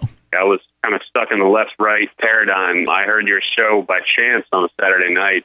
From there, I went on, joined the Free State Project, and become an amplifier. So, I mean, that's really the reason why I amp is because I know that if it wasn't for you guys being on as many stations as you are, I never would have found the ideas of liberty. Your amp will directly change more lives by getting Free Talk Live in front of people looking for talk radio online and on the air. When you amp Free Talk Live, you get perks like access to the AMP-only Facebook group and AMP podcast. Visit amp.freetalklive.com. LRN.FM is proud to announce our official listening apps for Android and iOS devices. Now you can easily tune into our streams anywhere, anytime on your smartphone or tablet. Just visit apps.lrn.fm or search for LRN.FM in the Android or Apple app stores. Please download, rate us 5 stars, then share the link on your social media and let your friends and family know how you're listening to LRN.FM. Download it now, free at apps.lrn.fm.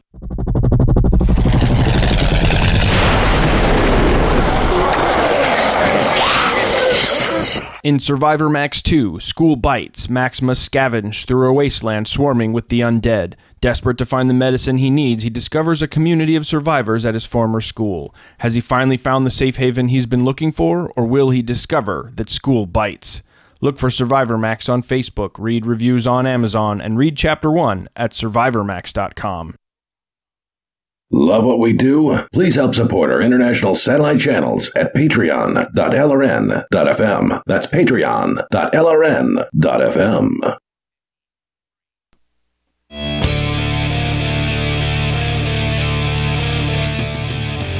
Free Talk Live, inviting you, as always, to take control of the airwaves here. Our number for you is 855-450-FREE, 855-450-3733, or jump on into the Discord on-air call-in line rooms on our Discord server at discord.lrn.fm. With you tonight, it's Ian. And Mark. If you want to reach people with the ideas of liberty, you can do it from the back of your car, easily, with libertystickers.com. You can reach thousands of people with just one bumper sticker, and you know people love to read them, so you could probably find a whole bunch of them that you like over at libertystickers.com, because they've got a vast selection of witty, poignant, pithy, and downright bombastic, liberty-oriented messages available for you at libertystickers.com. In fact, even if you want to do custom bumper stickers, maybe you got a business you need some stickers for, or an event you're promoting, or whatever it is that you want to make a sticker for, they can do that for you.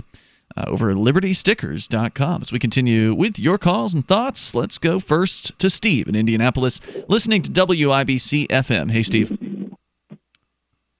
Steve? Hey, this is Steve from Indianapolis. We got you. You're on the air. Go ahead. Okay. All right. I've got two things I want to correct you guys on, and then I've got 2 points I want to make that you haven't covered yet. Which do you want? Well, let's try the corrections, because we don't like being, if we're wrong about something, we want to know about it. So let's do those first. All right. President Trump has been talking about how he got rid of the mandate. We no longer have to pay for health insurance and receive a fine if we don't. The law hasn't changed, though. Really? So he is not going to enforce the law in that way, and as the chief executive, I suppose he can break the law. So he can order the IRS to not enforce the law. That's not breaking the law. It's just using discretion. Choosing not to enforce a law. Yeah. Because when the police use discretion, it's not breaking the law. All right. You can call it what you want. Okay, that's good. Point one. Point number two? Point number two. The Star-Spangled Banner, the entire thing is about the Battle of Fort McHenry and in the War of 1812. And the poem writer, the lawyer, Francis Scott Key, is commenting about how the flag is standing there, and it represents America staying strong through the bombardment of the cannons of the ships of the harbor. The third verse that talks about where is that band who so vauntingly swore that through the havoc of war and the battle's confusion, a home and a freedom will leave us no more. Their blood has washed out their false footsteps pollution. And then there's this verse referring to the slaves who are in the fort for sanctuary, saying no refuge could save the hiding enslaved from the terror of flight or the gloom of the grave. Why people think that is racist and talking about the extermination of slaves blows my mind, since the entire work is about the destruction of that fort and how everyone fought so hard, including the slaves who were there for protection. So that just kind of blows my mind that you guys have bought into the Colin Kaepernick myth that third verse is anti-slave. This is a Colin Kaepernick myth? Okay, but let's just, I've never heard it associated with Colin Kaepernick. Yeah, that's what he said when he first started kneeling. He got benched. Really? And this was my other thing I was going to say. He got benched. Then he started kneeling. And he said, I'm kneeling because of the third verse in the Star-Spangled Banner. Then at practice, he wore his pink socks. He said, no, I'm actually kneeling because of the black on white violence, where the white officers are killing our unarmed black kids. And that, the whole Black Lives Matter thing, hands up, don't shoot, is a myth. That the kid did not have his hands up. He tried to get the gun from the cop in the middle of the street, and he got shot. Well, I mean, it's certainly not a myth. I'm not sure which one you're talking about, but it's certainly not a myth. You're not moving the goalpost. You're just throwing new ones up. Yeah. So let's stay on the topic here as best we can. It's certainly not a myth, though, that there's violence against people by the police in the United States. Yeah. Right. So I just want to add this last thing with Kaepernick. Nike makes uniforms for the NFL.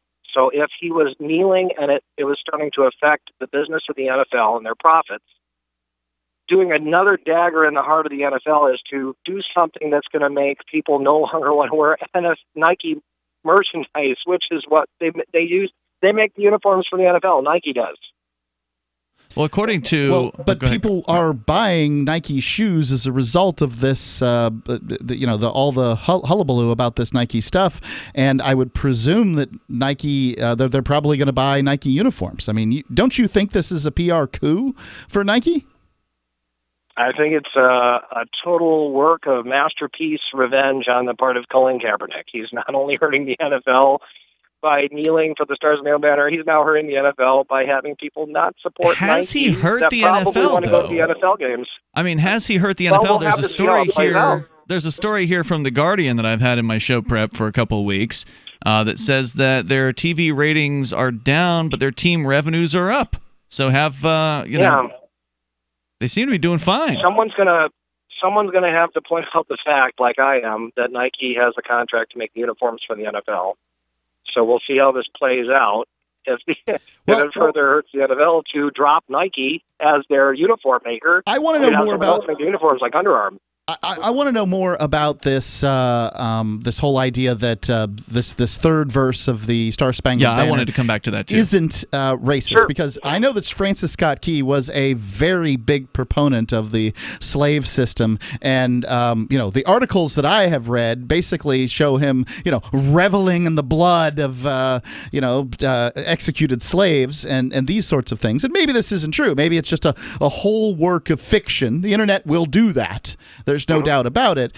But can you give me something I can look up that is something a bit more than, what sounds like a pretty well-informed radio caller, but I've learned over the years that people can sound pretty well-informed and be completely wrong at the same time. Read all the Star Spangled Banner. Read all the lines. I have. Back when I was a kid, we sang the whole thing. Just to be clear. Right. Tell me how that makes any sense. That even the chorus after the line about the slaves, no refuge could save the hiring enslaved from the terror of flight and the gloom of the grave, and the Star Spangled Banner and triumph shall wave over the land of the free and the home of the brave. How on earth would that chorus follow a verse of something terrible about slaves dying? I mean, he is saying this is what's going on. The whole Star Spangled Banner is a story about what's going on. The flag remains standing. America remains standing. The third verse of anything is probably the more dark, concrete part of the Star Spangled Banner, talking about the blood washing out, false footsteps pollution, and no one could escape the gloom and the grave.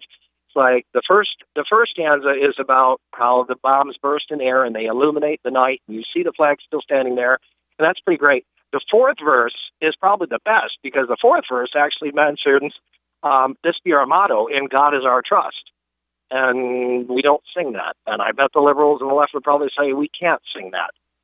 So, you got to just read the whole thing. You can do it at a NFL event. The idea of separation of church and state should be on state time with state property, not having to do with what you choose to do. The national anthem is just it's just a song, and Americans can sing it if they want. I would point out that it was a British drinking song, and the country that supports IP to the 99 years plus the artist's lifetime and all that stuff, swiped some British drinking song to turn it into the Star Spangled Banner. But I've always been a proponent of America the Beautiful for the national anthem, and I've made that clear many times. I just think it's a better song, and people can actually sing it. Steve, thank you for the call tonight. I appreciate hearing from you. We can do more, though, than just look at lyrics, because obviously song lyrics are subject to interpretations. Well, I'm going to read this. I think that he sounds reasonable. Well, let's find out here, because I've got a piece here from The Intercept that's actually going to get into a little bit of Key's past. And Key's not a particularly delightful person. Yeah, so not nearly as bad as the guy. In moments, this is Free Talk Live. I'm David Hall, founder of Diamond Gusset, where we're proud of our 100% grown and sewn American-made jeans. Whether you're out for dinner, working on the farm, or on the road, Diamond Gusset Jeans offers a full spectrum of styles and sizes for any occasion. To find yours, visit gusset.com. That's GUSSET.com. Our loyal customers enable us to continue sponsoring Liberty media outlets like the one you're listening to. In Liberty, David Hall, Diamond Gusset Jean Company. Water is the single most important thing your body needs, so you want to be sure it's the best for you and your family. Since 2005, thousands have depended on Berkey purified water. The Berkey Guy provides the lowest priced filtration systems in every size. For incredibly delicious water now and in an emergency, get to GoBerkey.com or call 877-886-3653. 877-886-3653. GoBerkey.com. The Free State Project has reached its goal of 20,000 liberty lovers who've pledged to move to New Hampshire and get active to achieve liberty in our lifetime. Perhaps you're trying to figure out what part of New Hampshire should be your destination. If so, consider Keene. You'll find more than 150 reasons to move to Keene at move.freekeene.com. Keene is famous for its historic, publicity-generating activism, as well as being the liberty media capital of the world. It's home to freekeene.com, New Hampshire's destination for liberty activism, news, and opinion. For years, we've been compiling over 150 reasons to move to Keene at move.freekeene.com, where you'll learn about some of what's happening here and what makes Keene a great place to live. If you love liberty, you'll probably enjoy anywhere you end up in the Shire. But do your due diligence first. Please visit move.freekeene.com for the full list of over 150 reasons to move to Keene. That's move.freekeene.com.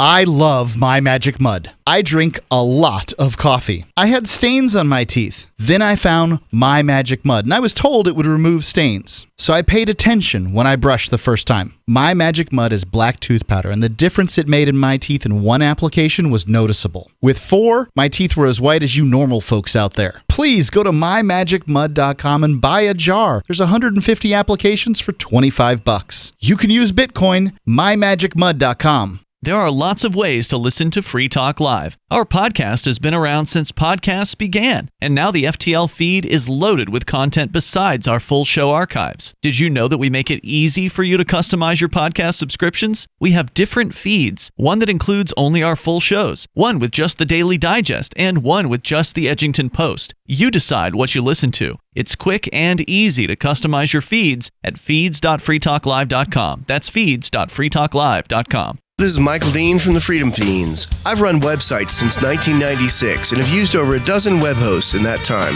AgristHosting.com is the only one that hasn't broken my heart. Agrist Hosting's uptime and service is stellar, and their DDoS mitigation is the best I've seen. That's important because if you tell the truth in this world, you'll ruffle feathers. And some people will try dirty tricks to silence your voice. No matter what the haters hit us with, Agrist Hosting keeps our websites online. If you have a mission-critical commercial presence or a world-changing activism site, you cannot tolerate any skullduggery. So go with agristhosting.com. Have a WordPress or blog site, but you're not satisfied with performance or uptime? Or just want raw hosting? Want to pay with Bitcoin? Agrist Hosting specializes in high-performance hosting with personalized service. Go to agristhosting.com and click on the button that says Get Hosted. That's agristhosting.com.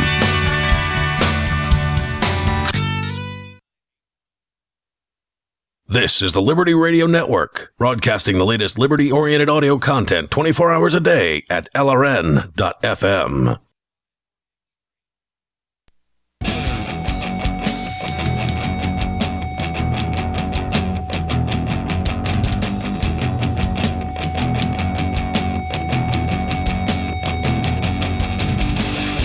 This is Free Talk Live, and you can take control of the airwaves, bring up whatever you want. Our toll-free number is 855-450-FREE, like freedom. That's 855-450-3733. Skype username, excuse me, we don't have that anymore.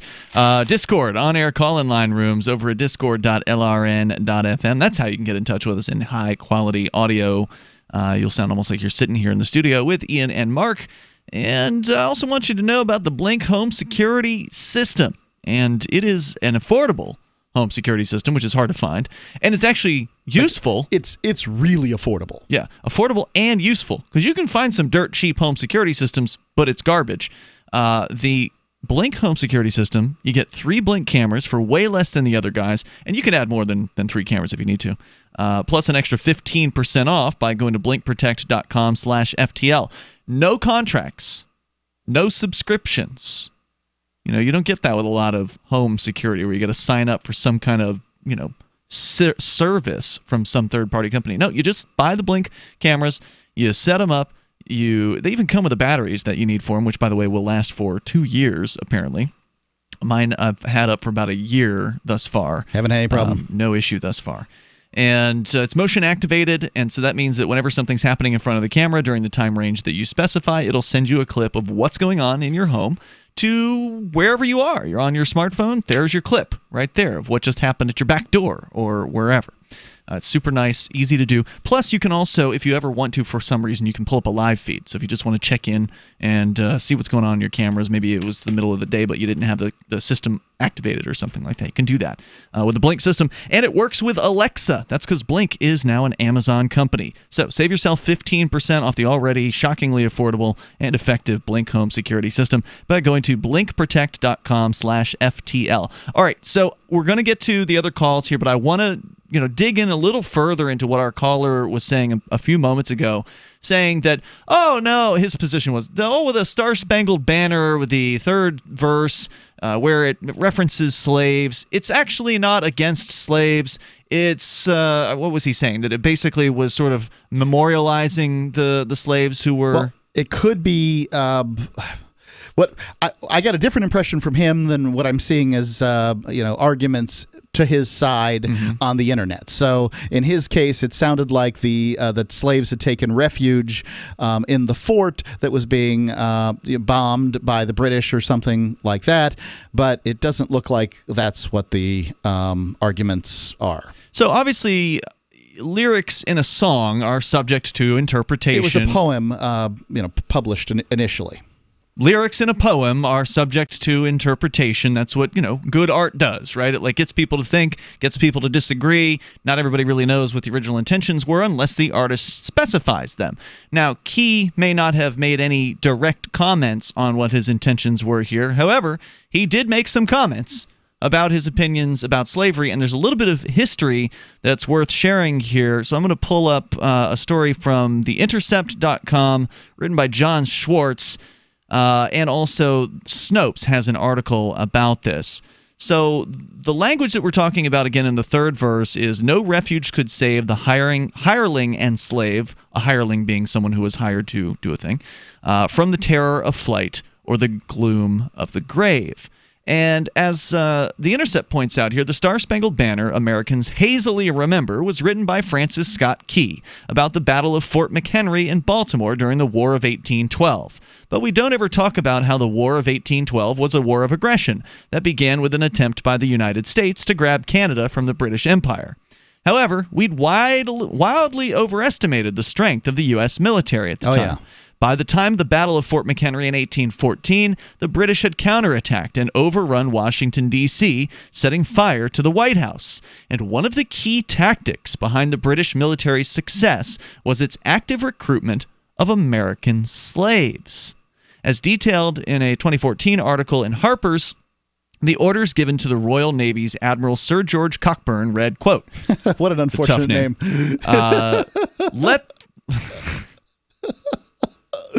Let the landings you make be more for the protection of the desertion of the black population than with a view to any other advantage. The great point will be to be attained is the cordial support of the black population.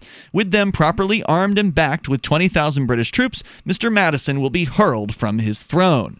Again, that's the British admiral here, right? Saying why they wanted to protect the blacks there.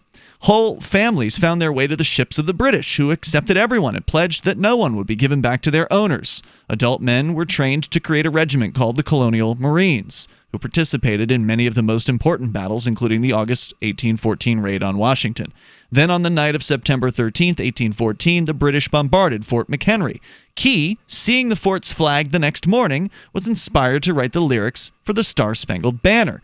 So when Key penned those lines that, quote, no refuge could save the hireling and slave from the terror of flight or the gloom of the grave, unquote, he was taking great satisfaction in the death of the slaves who had freed themselves with the help of the British in that case. So he wasn't talking about the, slaves on the American side who had been protected by the Americans. It's speculation. We're not entirely sure what he was talking about, but it certainly is indicting.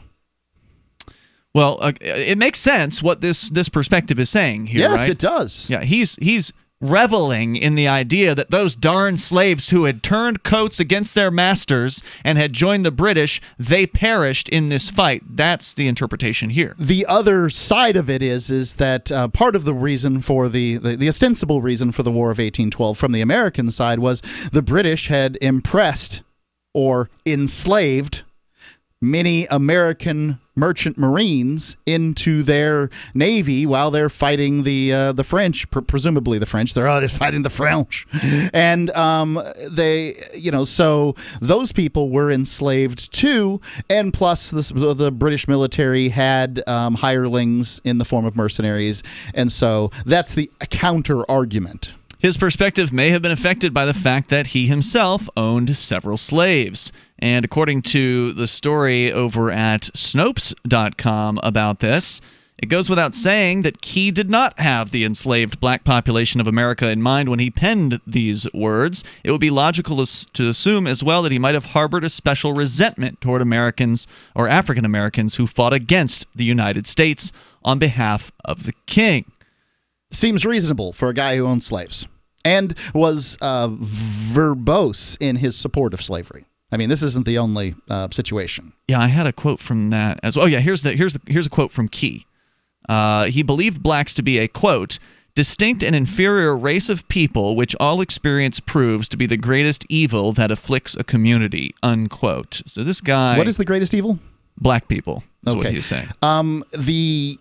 So the idea of racism was relatively new at this time. He would have been a forerunner in the notion that black people were a distinct race and these sorts of things, because race didn't even really exist in people's minds at the time. You're talking 1840s, 1850s. Race didn't exist in people's minds? No, not really.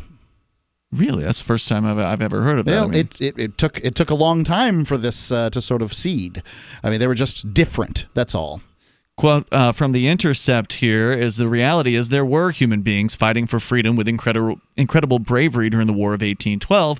However, the Star-Spangled Banner glorifies America's triumph over them and then turns that reality completely upside down, transforming their killers into courageous freedom fighters. After the U.S. and the British signed a peace treaty at the end of 1814, the U.S. government demanded the return of American, quote, property, unquote, which by that point numbered about 6,000 people. Remember, they said here that the reason why the British, was having some success was because they'd recruited slaves from America into their fighting force, and they still sort of had them once this treaty was reached. The British refused to hand those people over, which resulted in most of those 6,000 individuals settling in Canada, with some going to Trinidad, where their descendants are still known to this day as Americans, spelled with an M.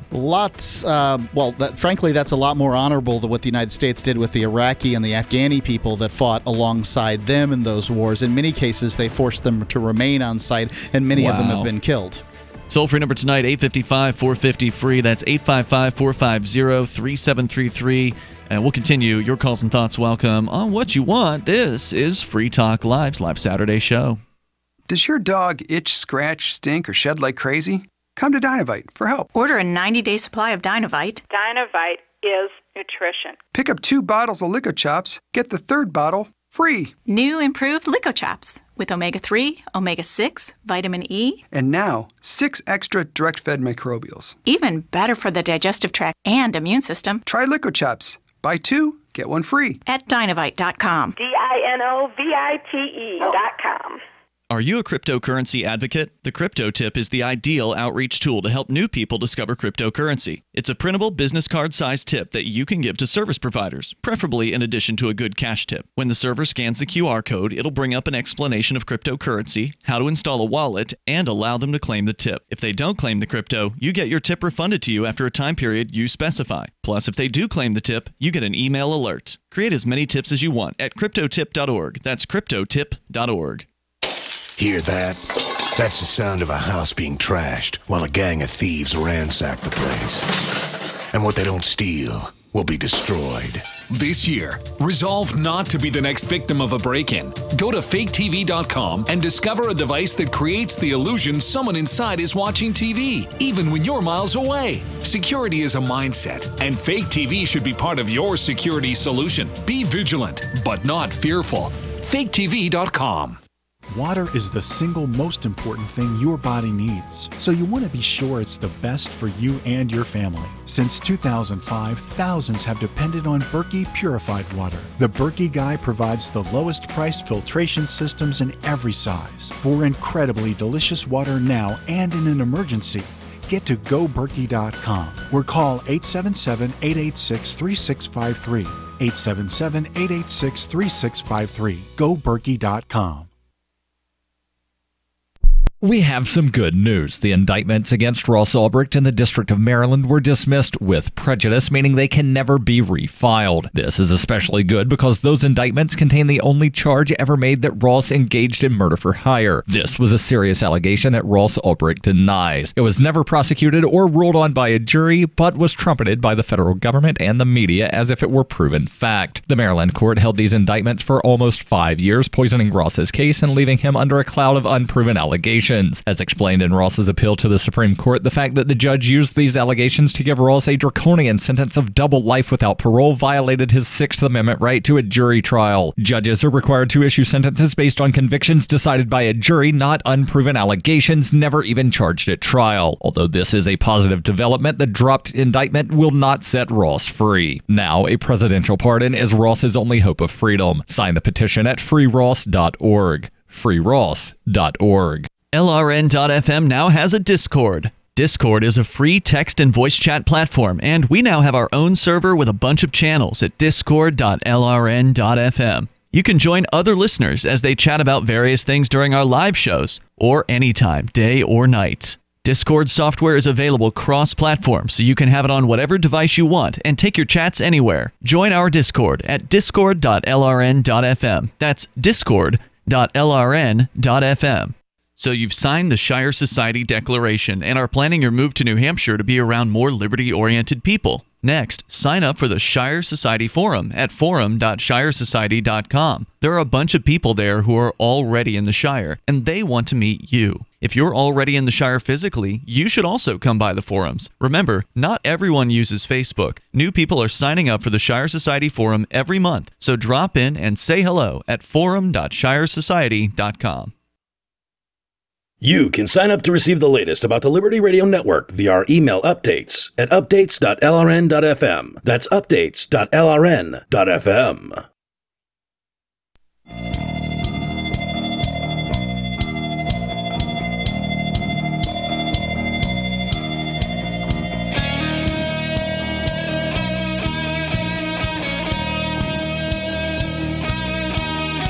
This is Free Talk Live. You can dial in toll-free, and you can bring up whatever you want here. Our toll-free number is 855-450-FREE. That's 855-450-3733. And we've got the Discord on-air call-in line rooms over at discord.lrn.fm. With you tonight, it's Ian. And Mark. By the way, I do want to make sure you know about the Tom Woods podcast. A lot of libertarians got to know Tom during the Ron Paul campaigns of 2008 and 2012. Tom is a New York Times best-selling author. He's written over a dozen books, including The Politically Incorrect Guide to American History. And since September of 2013, so 5 years ago, Tom's been putting out the Tom Woods Show every single weekday, meaning he's racked up over 1,200 episodes so far.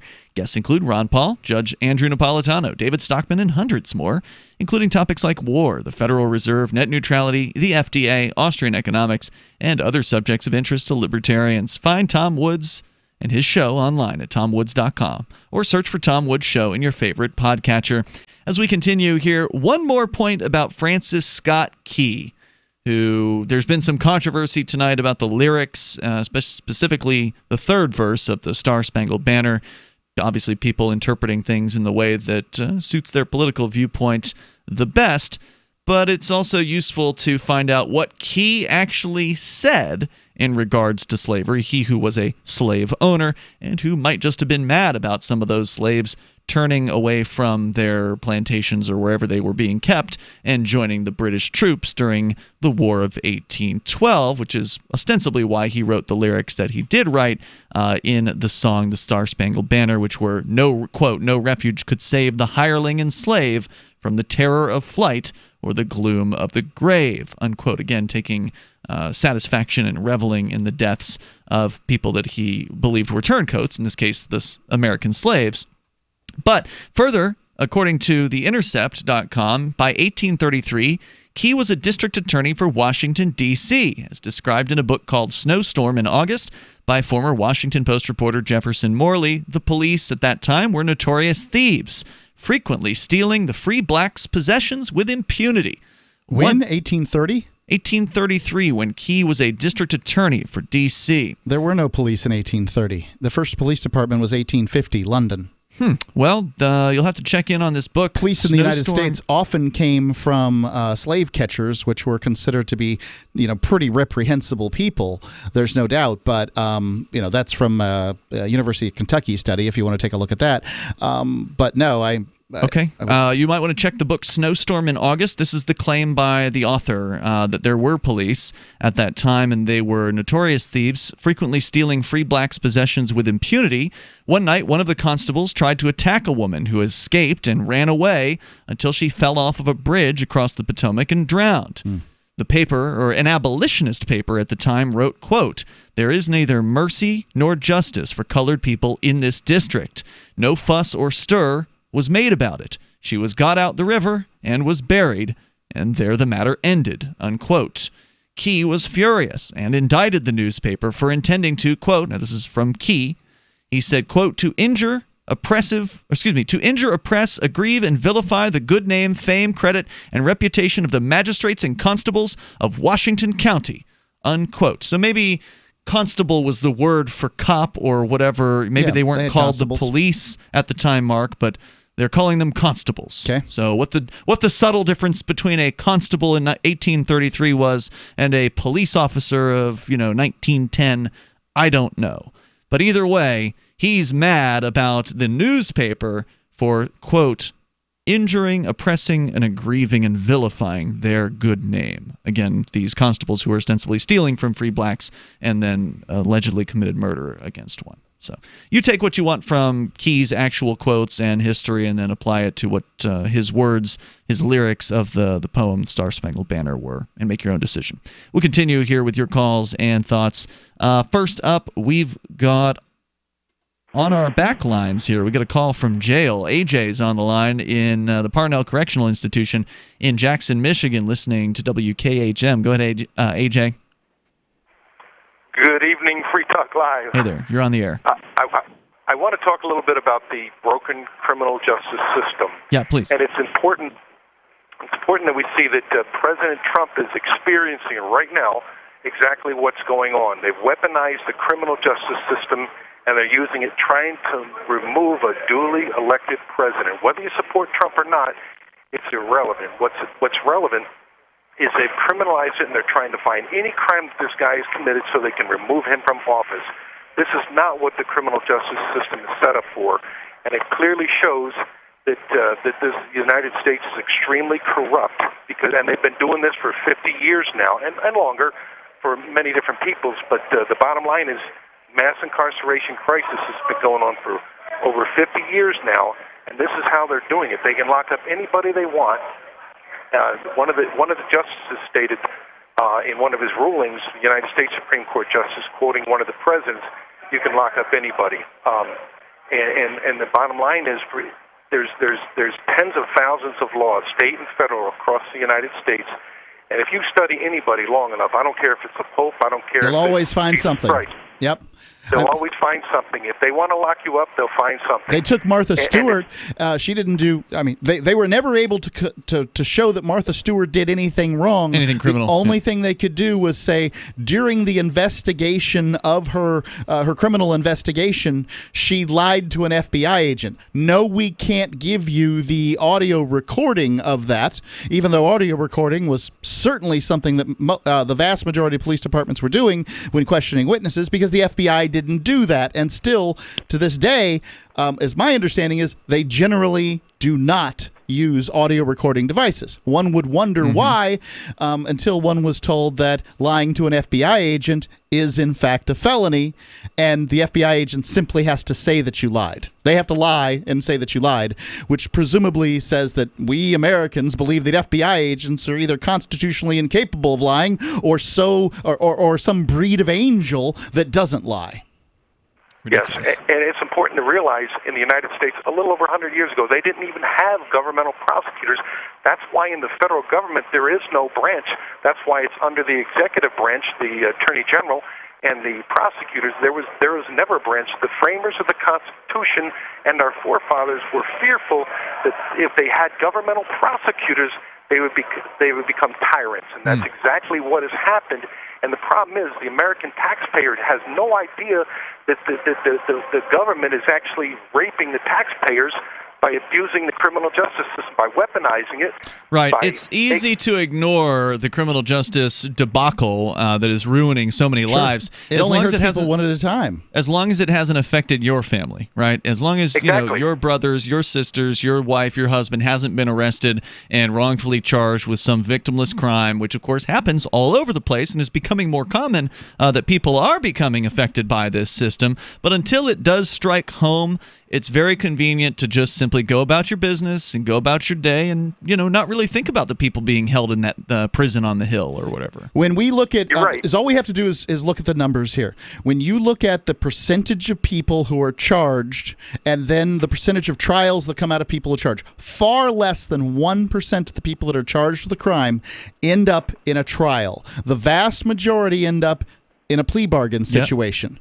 And it's easy to say, well, you wouldn't plea bargain unless you were guilty, but 2/3 of the people that go to trial are found guilty. Juries are nothing but lockstep rubber stamps for prosecutors. It's true. And, any rational person is going to take a plea bargain because they know what happens in trial. I can't tell you, Mark, how many times that I've been out doing jury outreach, because I go every month here in Cheshire County, New Hampshire. It's a relatively low population area. There's only usually one jury selection per month, and most of the time within this year, 2018, and the previous year, most of these jury selections get canceled. I go out there, it's 7:55 in the morning, ready for the court to open up, ready to hand out flyers about jury nullification, which is your right as a juror to judge a case based on your opinion about the law, not just what the facts in the case are. And I would say it's at least probably 2 out of every 3, probably 2/3 of jury selections just get canceled. And even if they do have a jury selection, it may not even be for a criminal case. It might be for a civil case. Right. So there's just no jury selections happening because everybody's taking a plea deal. And really, honestly, the government has no business in civil cases. Civil cases should be handled in the marketplace by arbiters and mediators. Sure. Go ahead, AJ. Final thoughts. But anyhow, on top of that, they force you into taking a plea because they bring up so many charges against you. There's no way. They revoke your bond. They use everything against you, and there's no way your public defender will be blacklisted if he actually has a trial and gets you off. And I've seen it done many times. The system is way worse than most people realize. Yep, and you're absolutely right. It's AJ, by the way. Thank you for the call tonight. I appreciate hearing from you, AJ, from Prisoners for Liberty, a new organization that has formed there at the Parnell Correctional Institution. We got more coming up here. It's Free Talk Live. Times are changing. The circus of politics, healthcare's low standards and high prices, and let's not forget food quality. What to do? Arm yourself with Life Change Tea at GetTheTea.com. In a world of chemical imbalance and poor air and water quality, it's time you make a move. Log on to GetTheTea.com and stock up on organic non-GMO supplements. Don't forget the tea. Cleansing your body never felt so good. And we have a brand new tea called Takedown Tea, which helps support healthy glucose. All natural body support so you can be at your best, naturally. All you have to do is log on to GetTheTea.com. That's GetTheTea.com. We're not a fad that comes and goes. We are the real deal. Join us and armor up. GetTheTea.com. That's GetTheTea.com. Changing America's health one tea bag at a time. The new 4th edition of Healing Our World, The Compassion of Libertarianism, will take your understanding of liberty to a deeper level and has over 1,300 updated references, new cartoons, and a foreword by Dr. Ron Paul. With discounts for multiple book purchases, the 4th edition of Healing Our World is a great gift for the liberals, pragmatists, environmentalists, and Christians in your life who think libertarianism is cold-hearted. Get yours today at healing.freetalklive.com and use promo code FTL for a $5 discount. The 3 most important important things you can do for Free Talk Live are: 1, share one episode a week on Facebook or in some other social networking site. 2, buy the things you buy online through shop.freetalklive.com. 3, give $5 a month to the AMP program. It's my firm belief that Free Talk Live's AMP program is the best use of your charitable dollar among liberty-oriented organizations. Support all the organizations you love, but make sure you give $5 a month to AMP at amp.freetalklive.com. You're listening to the live edition of Free Talk Live. Hour number 3 is next after the news here on the Liberty Radio Network at LRN.FM. From Keene in the Shire, the Liberty Media capital of the world, this is Daryl W. Perry, host of FPP Radio News for Friday, September 14th, 2018. Silver is trading at $14.20 per ounce. Gold is valued at $1,203 per ounce. Zen is trading at $16, and the average price of Bitcoin is $6,460. Antiwar.com reports Turkish officials announced Wednesday that they sent hundreds of additional special forces, along with tanks, armored vehicles, and other equipment, across the border into Syria's Idlib province. They are intended to reinforce Turkish military posts in northern Syria. Turkish officials say that the intention is to deter the Syrian military from launching an offensive against the Idlib province, which is under control of various rebel factions, the largest of which is Al-Qaeda's Nusra Front. Turkey is aligned with some of these fighters in supporting regime change in Syria. In addition to boosting their direct military presence in Idlib, Turkey has also sent a large amount of additional weapons and ammunition for rebels to use. Rebel sources say they have been told Turkey will provide military support for a long, protracted battle. Idlib and neighboring areas are the last major rebel enclaves inside Syria. For Syria to recover the territory would effectively end the war, though doing so is likely to take a major offensive. Syrian and Russian planes have been conducting airstrikes along the outskirts, trying to soften up defenses before a ground invasion. There is no timetable for such an invasion. Zencash has changed their name to Horizon to better represent their transition from a cryptocurrency to a pioneering platform that protects consumer data. They are working towards the day when anyone will be able to build privacy-based applications on the Horizon platform. The unique spelling of Horizon is a nod to their heritage and recognizes that they remain committed to the vision that their project was built upon. Their coin and ticker symbol remain ZEN. Learn more at horizon.global and join the Horizon community. HORIZEN.global. UPI reports lawmakers in the U.S. House and Senate say they agreed Thursday on a bipartisan fiscal package that seeks to avert President Donald Trump's promise to shut down the government in an effort to get funding for his proposed border wall. The spending bills would fund some two-thirds of the government, including the Pentagon and the Health and Human Services Department. The package also includes a stopgap spending measure to ensure the government stays open through December 7th. Details of the package have not been revealed. Representative Rodney Frelinghuysen, chairman of the House Committee on Appropriations, said the bipartisan package, should Trump sign it, would avoid a battle over a potential shutdown until after the midterm elections. Trump has threatened to force a government shutdown on October 1st if a spending bill does not include the billions of dollars he would need to build his border wall. Politico reported that lawmakers hope the fiscal packages agreed upon Thursday will make it politically impossible for Trump to do so. Representative Rosa DeLauro said the president will have to sign it into law or shut down the government. House and Senate aides told CNN that the White House said Trump plans to sign the package. You can support FPP Radio by joining the Fans program. Fans are friends, allies, and numerous supporters. Fans help FPP afford to produce more original content. You can join the Fans program for as little as $1 per month through Patreon and get perks like ad-free versions of FPP Radio News and Peace, Love, Liberty Radio. To learn more or to join the Fans program, visit fans.fppradio.com. That's fans.fppradio.com.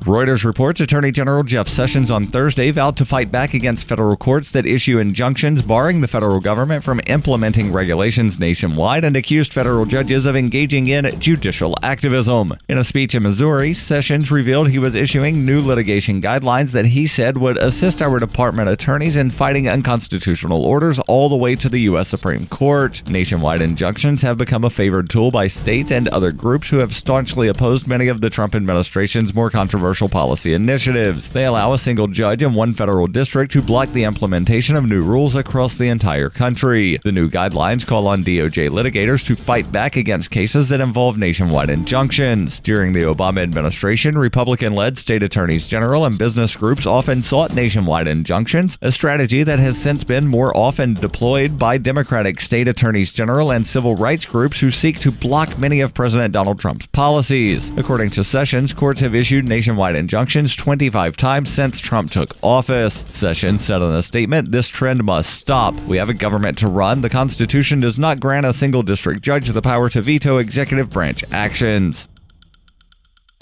This has been FPP Radio News. Online at fppradio.com.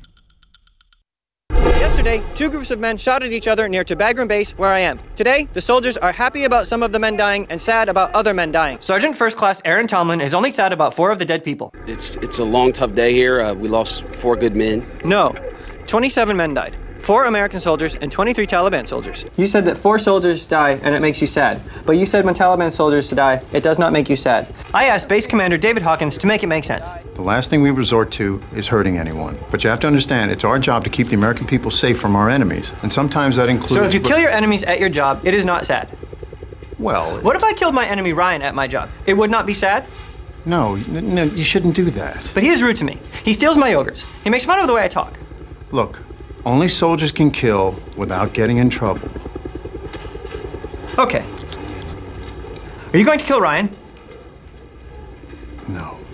It does not make sense. This is the Onion News Network.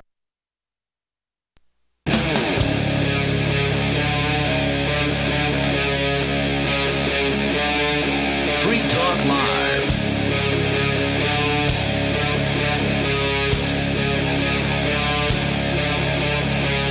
It's Free Talk Live. You can dial toll-free, and you can join us here as we launch into the third hour of the live Saturday edition of the show. With you tonight, it's Ian. Oops, sorry, Mark. Let's try their microphone again there. And Mark. Yeah, there we go. 855-450-3733 is our toll-free number. 855-450-FREE, like freedom.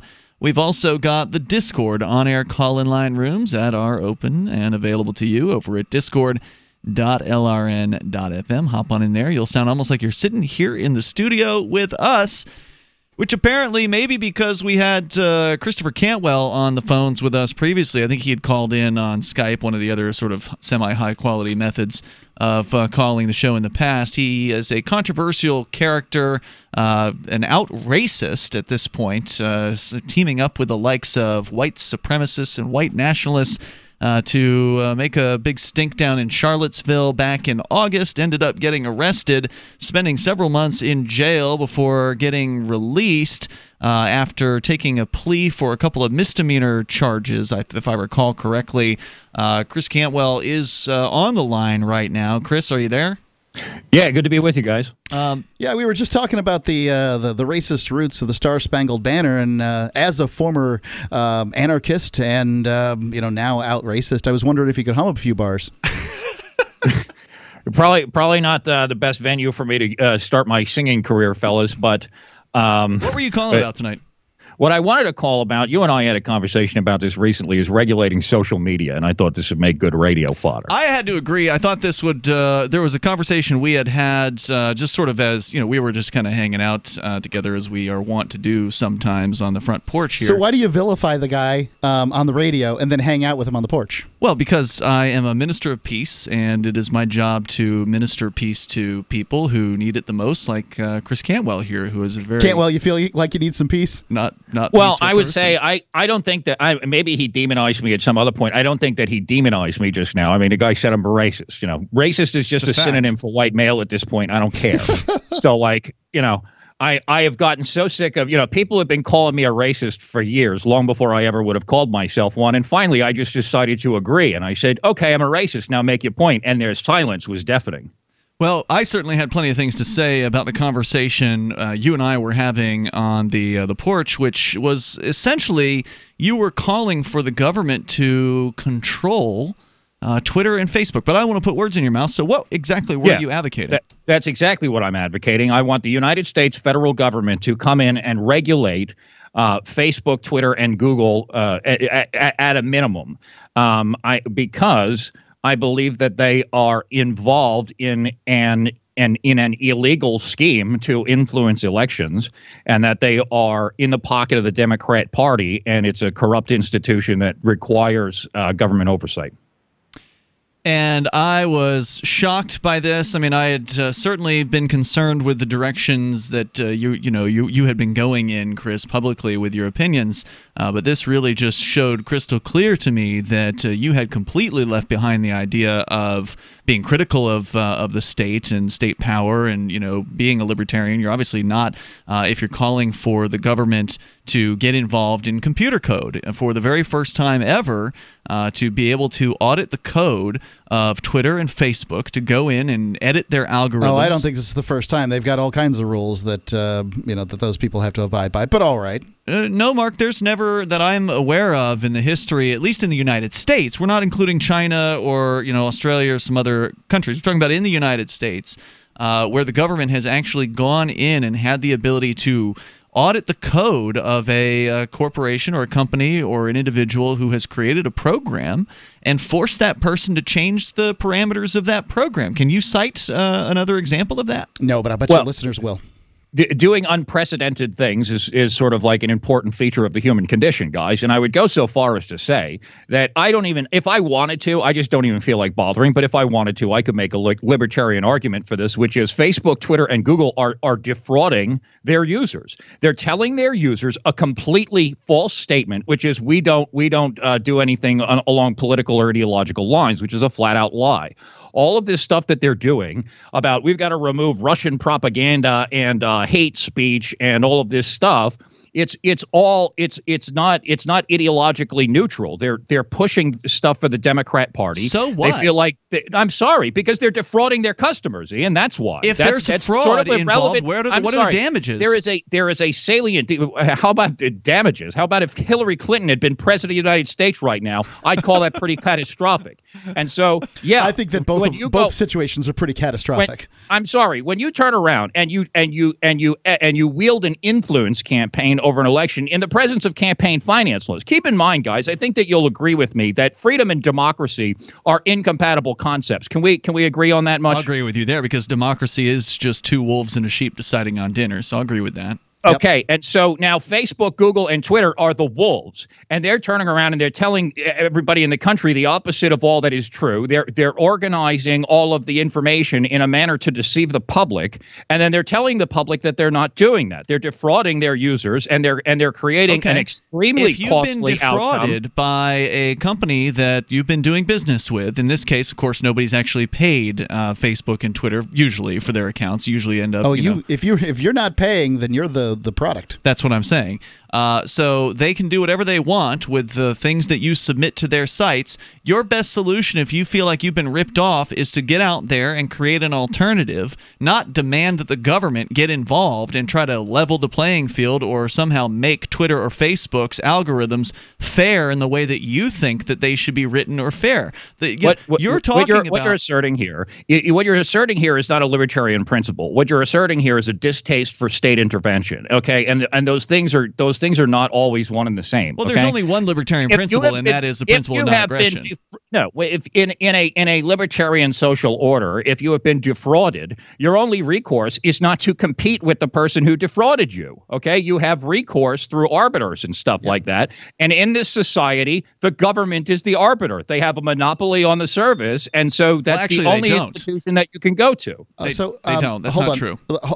Cantwell, I want to ask you this. We do have a dispute resolution system, as corrupt as it is in the United States. I mean, it's the court system. Can't you show where Facebook and Twitter say things like, we are completely fair and unbiased? I don't know where they say it. I'd be very interested in hearing that, because I kind of believe the same thing you do is that they are wolves in sheep's clothing. I don't believe it for the same reasons, but nonetheless, I kind of believe the same thing. So find that spot where it says we're fair, unbiased, and balanced. Show the instances where they weren't, and then cha-ching. Well, step allow me to three, give you an profit. example. Allow me to give you an example. So recently, Vice News discovered that several elected Republican congressmen people have been using the term shadow ban, but that's not the correct terminology for it. But they demoted their accounts in that their accounts would not show up in search. Okay. Now, that's a pretty significant thing. And one of the things that recently happened, there was a complaint filed with the Federal Elections Commission, which is what governs campaign finance. And they said Twitter is illegally making an in-kind contribution to the Democrat Party. Okay. Now, that's serious. Okay. Now, maybe, I'm not a big fan of campaign finance regulation to begin with, but while campaign finance exists, you can have a situation where dishonest people gain an advantage in getting elected. That's a very serious problem for the society. And so if Twitter is going to shadow ban or demote or hide Republicans and then not do that to Democrats, then Twitter is making an illegal campaign contribution to the Democratic Party. And the only institution that can enforce that law is the United States federal government. And you are asking the United States federal government, hold on, we can continue this discussion. Who else would Cantwell's do it? with us. He's asking the government to get involved in Twitter's code and go in and force Twitter to, have a system that they claim that Chris Cantwell claims would be more fair. And to me, this is an unprecedented request that will open up the Pandora's box of allowing the government to get into computer code and to It'll have just destroy Facebook and these social media platforms. That's all it'll do. It'll destroy them. No, it wouldn't. It would just simply make it so the People will government stop has using them. regulated them. People will stop using and them. it would create the precedent, Mark, to allow the government to regulate It would create the precedent that if you get in bed with the Democrats or the Republicans, you pick a side, you get destroyed. No, it creates the precedent where the government's then allowed to go in and edit people's websites and computer code. If that's not clearly bad. Zencash is now Horizon. Horizon is a privacy platform built on zero-knowledge technology with a decentralized secure node architecture. The Horizon platform enables real-life uses beyond currency, including the ability to privately chat with other people. Soon, Horizon will enable you to publish information and go anywhere on the web, all with complete privacy. Horizon, bringing privacy to life. Learn more at horizon.global. HORIZEN.global. Your property and your family are precious. Protect them with Blink. Blink motion-activated HD cameras are wire-free, set up fast, and their batteries last up to 2 years. And Blink's live feed option lets you monitor what's happening in your home anytime, anywhere. No contracts, no subscriptions, and Blink works with Alexa. You can get 3 Blink cameras for way less than the other guys, plus an extra 15% off. Visit blinkprotect.com/FTL. blinkprotect.com/FTL. Blink is an Amazon company. Do you operate a retail business and are looking for a solution for point-of-sale cryptocurrency acceptance? It's never been easier thanks to AnyPay.global. There's no paperwork or approval process to open an account. If you already have a tablet at your cash register, you're almost done. Just sign up at AnyPay.global, drop your personal crypto wallet addresses in our setup page, and then load our app. That's it. You're accepting cryptocurrency like Bitcoin and Dash at your store. Get started now at AnyPay.global. That's AnyPay.global. Bitcoin.com wants you to know about SaveItPurse.com. Since launching in 2014, over 200,000 users have saved an average of 15% for a combined $4 million using Bitcoin, or BTC. And now you can use Bitcoin Cash, BCH, to fund your account. You can save between 5 to 33% on things you're going to buy anyway when you shop using SaveItPurse.com. Add items to your cart, fund your account, select your discount, and save. SaveItPurse.com. Save ATPurse.com. Is spreading the message of liberty, cryptocurrency, and peace around the globe worth $2 per month to you? As you may already know, in addition to our internet feed, LRN.FM broadcasts on free-to-air satellite across North and Central America, as well as Sub-Saharan Africa. And we've been available on satellite for free 24/7 since 2010. The LRN.FM free-to-air satellite signal is reaching some of the most oppressive regimes in the world, and there's no doubt our ideas are making an impact. You can learn more about the channel's impact by watching the 3-minute video at fund.lrn.fm. If you'd like to help free minds globally with our ideas of liberty, cryptocurrency, and peace, you can donate as little as $2 per month via fund.lrn.fm. You can help us continue and expand our satellite broadcast to multiple continents. Visit fund.lrn.fm today, and thank you for your help. Don't forget to share the link on social media. That's fund.lrn.fm. Did you know you can watch Free Talk Live during our live show 7 days a week from 7 to 10 p.m. Eastern via our studio cams at cam.freetalklive.com? Plus, you can chat with other listeners while you watch, all totally free. Now that our live video stream is hosted by YouTube, our video archives will be online even faster, so be sure to subscribe to our YouTube channel. Listen, watch, and chat all free at cam.freetalklive.com. That's cam.freetalklive.com. Cell 411 is a free app for Android and iOS that replaces government-controlled 911. Cell 411 allows you to preset a group of friends or private organizations to show up at any emergency. Cell 411 is a nightmare for the state because it proves their so-called services aren't needed. Cell 411 has had thousands of installs, and of course it's covered by the Buycott no government license. Cell 411 because your friends won't shoot you when you're in trouble. Without the government, who would build the emergency services? You and Cell 411. Get it today at getcell411.com. What's up next? Visit the Liberty Radio Network program guide to find out at shows.lrn.fm. That's shows.lrn.fm.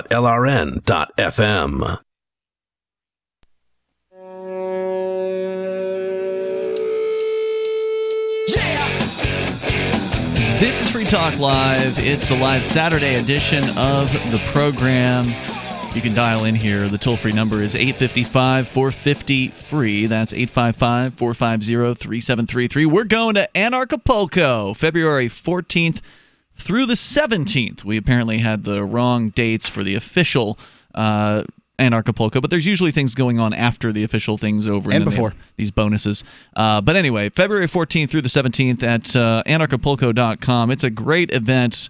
And we've been there for a few years. Mark, you've been, I think, to 3 out of 4, and I've been to a couple of them, and it's been fantastic. They're going to have another one again, 2019. Ron Paul is going to be there speaking. Judge Napolitano, Doug Casey, Larkin Rose, and others. Some of the biggest names in the liberty movement will be there, and plenty of free thinkers, voluntarists, libertarians, and anarcho-capitalists joining together in Acapulco, Mexico at a beautiful world-class resort right there on the beach, discussing all kinds of things from entrepreneurship to investments, politics, philosophy, health, sustainability, lifestyles, and personal relationships. Over at anarchapulco.com is where you go to get your tickets. You'll save 15% if you use code FTL like Free Talk Live. And again, we're going to be broadcasting from the event. So if you're going, we're going to look forward to meeting you there. Maybe we've met you before, or maybe we've never met you at all.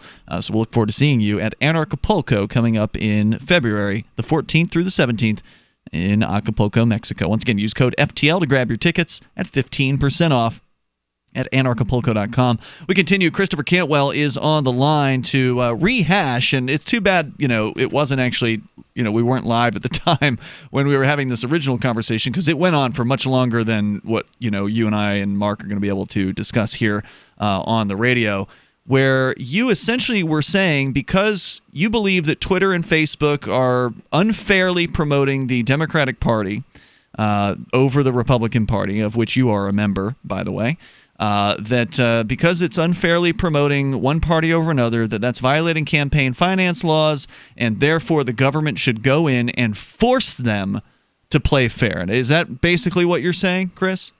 The alternative to that, well, I'm not certain it would be an alternative, but one alternative for that to be would be for them to declare what they are, that they're a propaganda wing of the Democratic Party. If they admitted that, then at least they wouldn't be deceiving their customers. But even at that, it would still be a campaign finance violation. Take, for example, if there was a billboard company that would only sell billboard ads to Democrats, the FEC would come in there and say, you can't do that. The FEC would absolutely do that. It's illegal. And so they're doing the exact same, and they're just giving these platforms the right to do something that's blatantly illegal. Here's the other component of that, is that since they claim to be neutral platforms, there's a provision of the Communications Decency Act, which means that they use the federal government to avoid lawsuits. If there is content published on their platforms that is defamatory or otherwise troublesome, it's not their fault. Their users are responsible for it because they are not publishers. They claim to be neutral forums.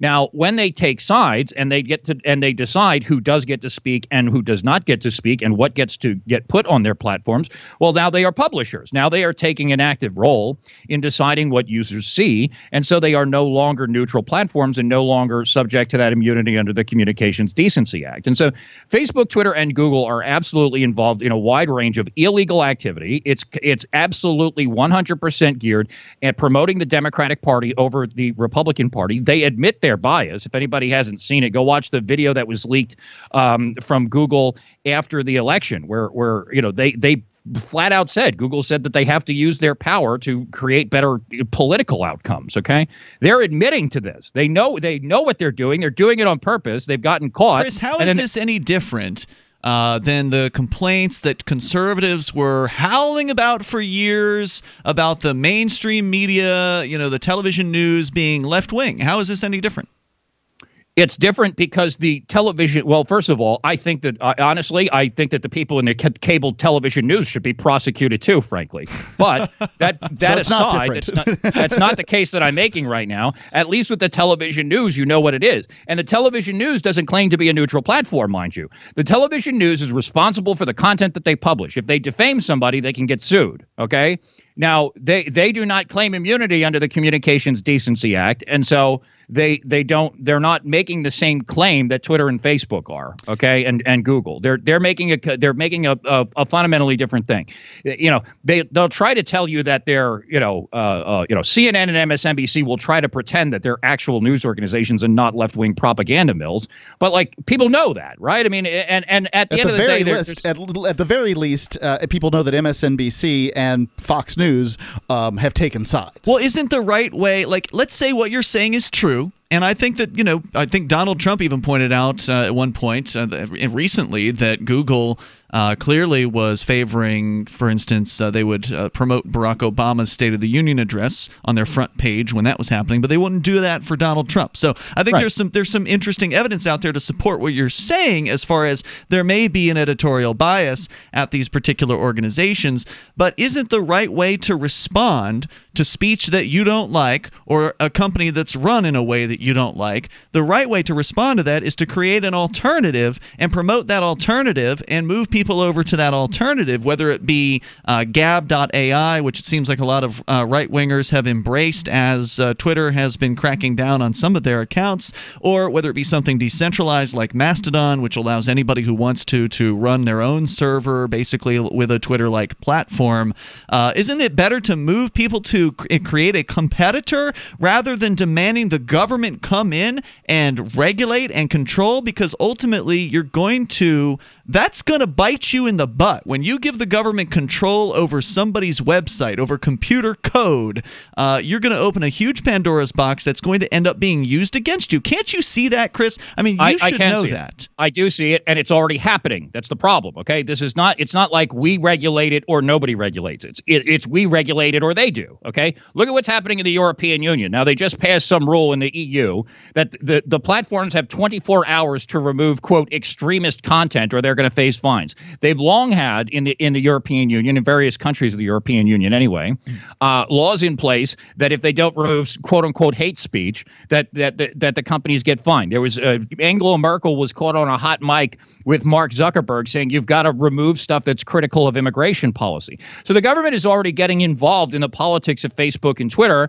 and it's only being done in one side, and it's being done with the intention of giving one particular political ideology control over the governments of the entire world. Now, if we lived in a free society and just people were just free to do whatever they wanted to, then fine, yeah, you're just market competition. Let's go. See, that's but we don't live in a free society. Well, right, and we don't get to be in a free society. Hold on, Chris. We don't get to be in that free society as long as people are calling for control of their neighbors. And I understand what Chris is saying here. He feels like there's this other side that's trying to control him, and they are.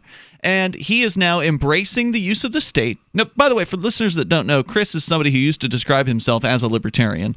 Anarchist was the term he used. Yeah, I think he did use that term, anarchist. Extreme libertarian, if you want to understand what he means. And he has now rejected that philosophy and has embraced the use of the state simply because he's afraid that the other side's going to use the state against him first. Well, the other side has used the state, according to him, and if his statements are correct, then they have. And of course, use the state, expect the state. Yeah. Is what I say. You point a gun at if your neighbor points a gun at you, expect the neighbor to pull up a gun and to point it at them. Right. I say it's a reasonable, probable, almost certain result. There's more coming up here in moments. You got to break the cycle of violence. More coming up. Looking for that edge during those intimate moments? We see many ads for enhancement, but the side effects include death. At GCN Team, we should change the Healthy Body, Brain, and Heart Pack to the Healthy Libido Pack. The brain and heart are not the only organs that require a healthy vascular system. For proper blood flow at the right moment, go to GCNteam.com or call 877-878-4203. That's 877-878-4203. That's 877-878-4203.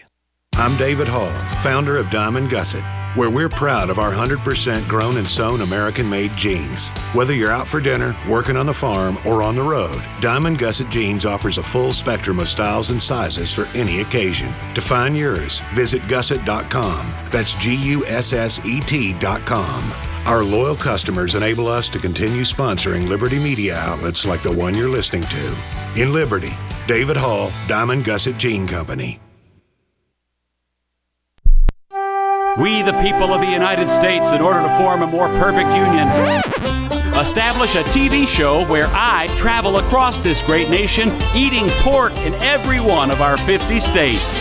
Join me on my cross-country odyssey as I make our forefathers proud, reveling in life, liberty, and the pursuit of pork. You really taste the cooked pork. This stuff is fantastic. I'm a big salt fan. Let's pork!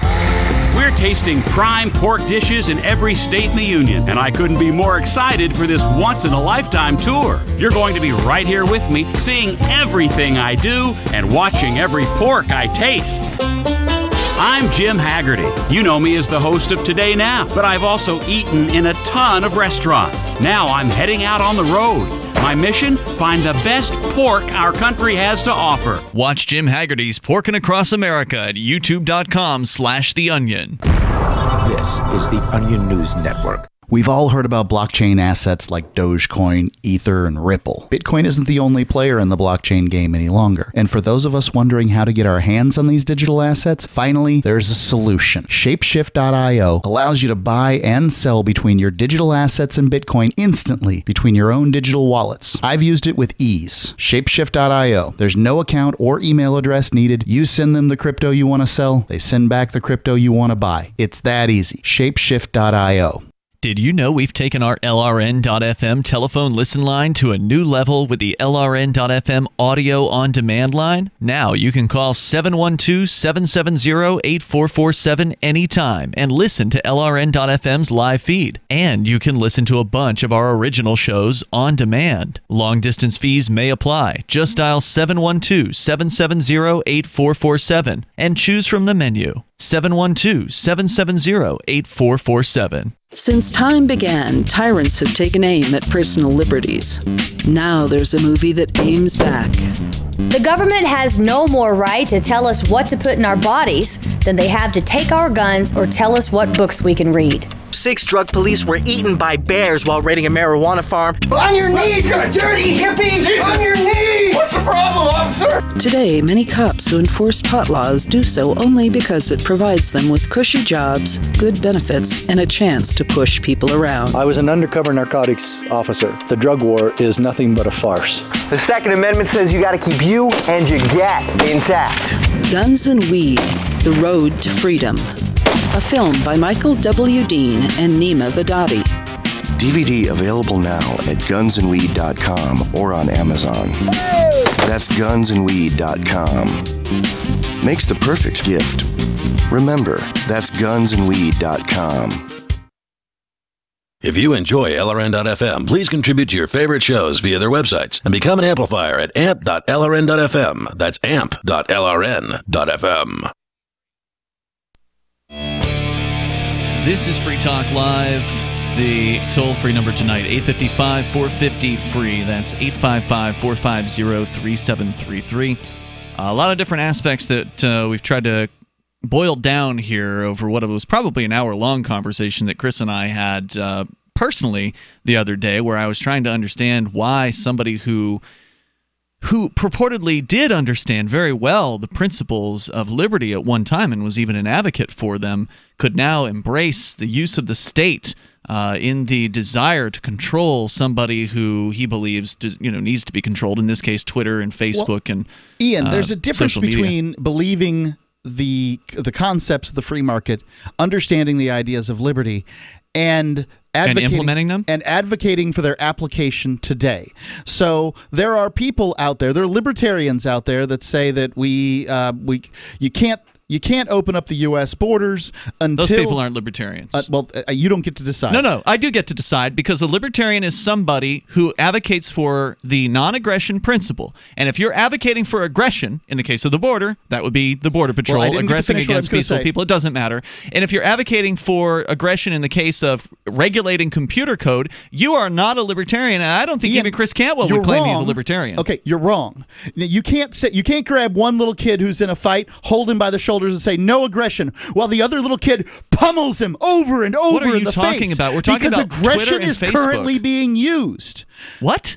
We're talking about Twitter and Facebook having political opinions and tweaking their code in a way that benefits their political opinions. That's not aggression. I was talking in any about way, the shape, border. or form. However, currently what Cantwell's saying, what they're doing is hiding behind certain government rules while benefiting from those same rules. And you can't give freedom in one area and then expect but not give responsibility in that same area. I don't know what you're talking about. What we're referring to here is Cantwell's arguing for the government regulating social media. And what I'd like to know, Chris, is what is it exactly that makes you different from a communist? Because ultimately we've heard the communists making similar claims of how they think that social media is a public utility and needs to be regulated and controlled by the government. You sound like you're making the same argument. And the reason that they want to do that is so that they can ban my speech. That's the whole entire point of what they're doing, and they're succeeding.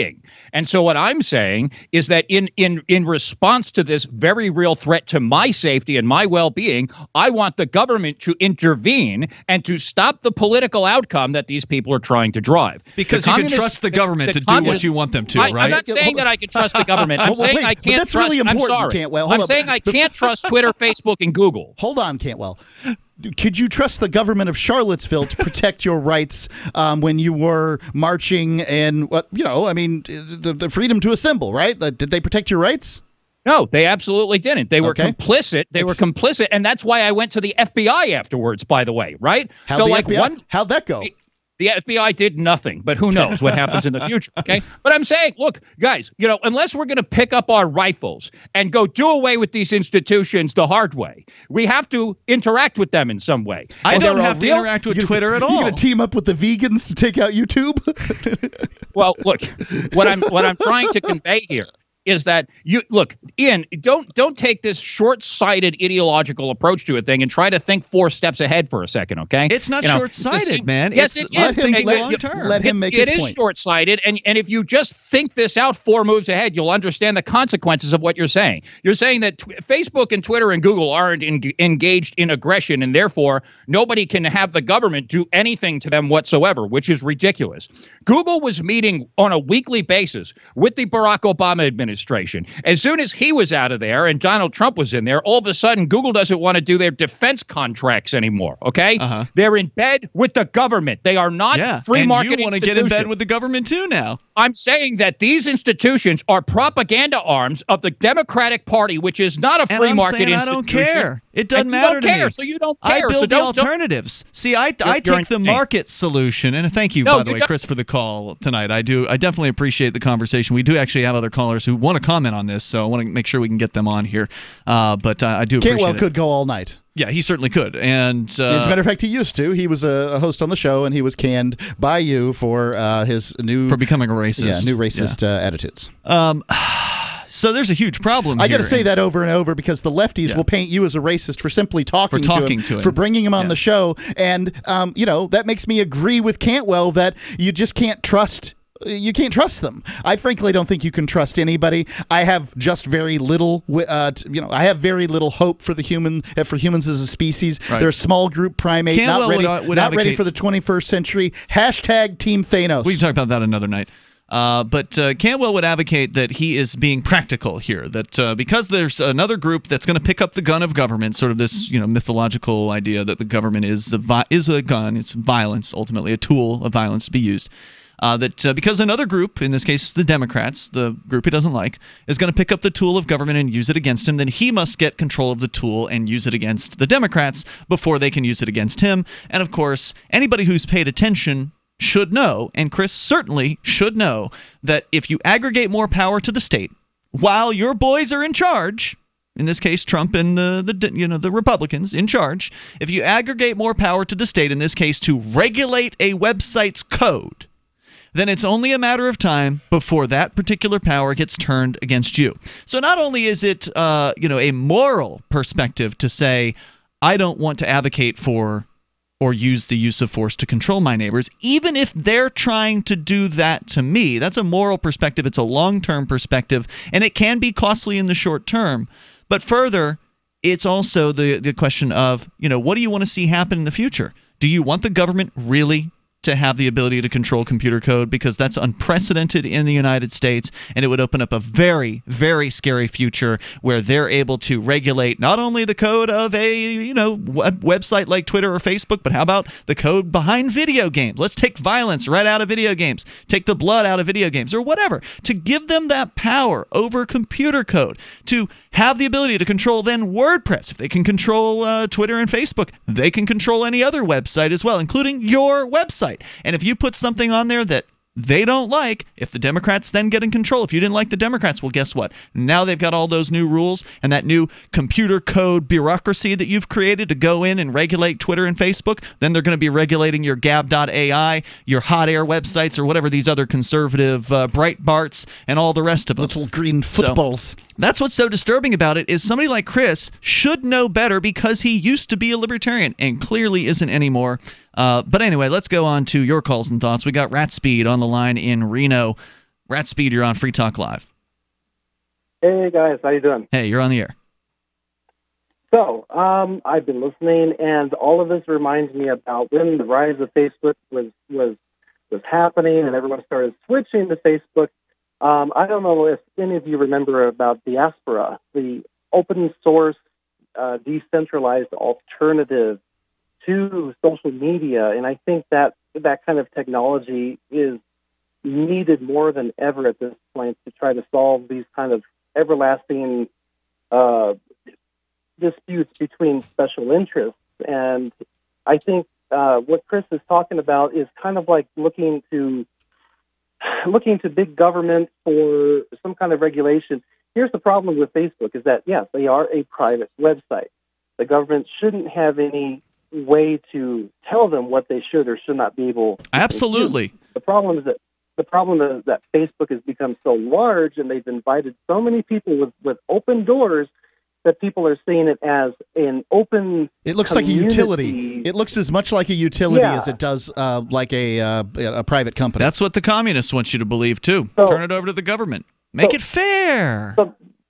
The problem with all that is that it is still owned by a private entity. So it's kind of like the same thing that happened with AT&T with the breakup of the bells. Government stepped in saying, okay, you can no longer have a monopoly. And, of course, we all know how well that ended up. They put themselves back together again through their subsidiaries. So I think that the long-lasting solution, the market solution as well, would be to create some sort of technology even better than what was It's already here. The alternatives are already here. We've talked about Mastodon here on Free Talk Live. You can go follow our. Thank you, by the way, for the call, Ratspeed. I wish we had more time, but we're short on it. Feel free to call another night and expound further on your ideas. Go to toot.freetalklive.com. You can follow our social media posts on a decentralized platform that basically can't be shut down by the government. On August 24th, 1992, 20 eager Cardozo law students filed into a small room to kick off the first day of Barry Scheck and Peter Newfield's Innocence Project clinic. After years as public defenders in New York City, Barry and Peter started the clinic to review cases of people in prison who could prove their innocence using DNA testing. What they thought was a few hundred cases turned out to be thousands and a clear sign that the system needed repair. At the time, no one imagined that Barry's and Peter's vision would evolve into a national organization with the power to reform the criminal justice system 26 years later.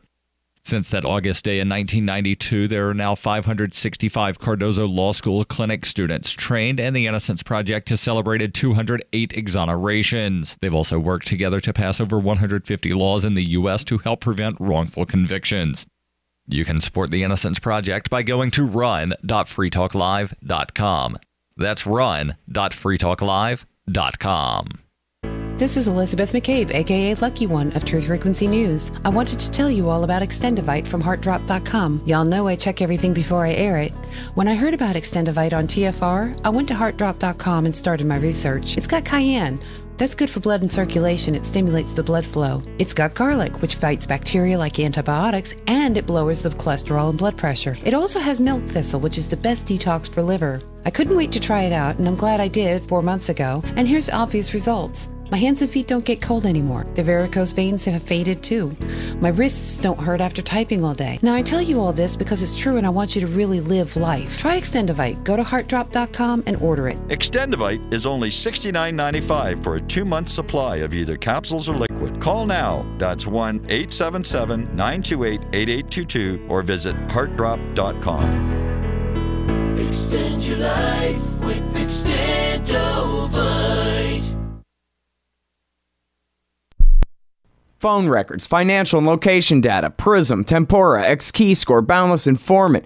Hey y'all, Scott Horton here for offnow.org. Now here's the deal. Due to the Snowden revelations, we have a great opportunity for a short period of time to get some real rollback of the national surveillance state. Now they're already trying to tire us by introducing fake reforms in the Congress. And the courts, they betrayed their sworn oaths to the Constitution and Bill of Rights again and again, and can in no way be trusted to stop the abuses for us. We've got to do it ourselves. How? We nullify it at the state level. It's still not easy, but the Off Now project of the 10th Amendment Center has gotten off to a great start. I mean it. There's real reason to be optimistic here. They've gotten their model legislation introduced all over the place, in state after state. I've lost count, more than a dozen. You're always wondering, yeah, but what can we do? Here's something important, something that can work if we do the work. Get started cutting off the NSA support in your state. Go to offnow.org. If you want to know the latest about Free Talk Live before we go on the air, all you need to decide is how you want it delivered. It's your choice. Visit news.freetalklive.com. You can get emailed announcements and participate in contests via our email updates list. Plus, we have a Twitter account that you can follow and a Facebook page where you can become a fan. So visit news.freetalklive.com to get news about Free Talk Live as soon as it's announced and the way you want it delivered at news.freetalklive.com. That's news.freetalklive.com. When you hear the word lobbyist, you probably think about greedy corporations, but not all lobbyists are the same. Some are fighting for the freedoms you hold dear. Liberty Lobby LLC is doing just that in New Hampshire, working hard to represent you, not some special interest group. You can help by going to libertylobby.info, where your contribution will give us the tools we need to ensure that your voice is heard. Visit libertylobby.info today to find out more. Join the LRN.FM Discord for live chat 24/7 at discord.lrn.fm. That's discord.lrn.fm.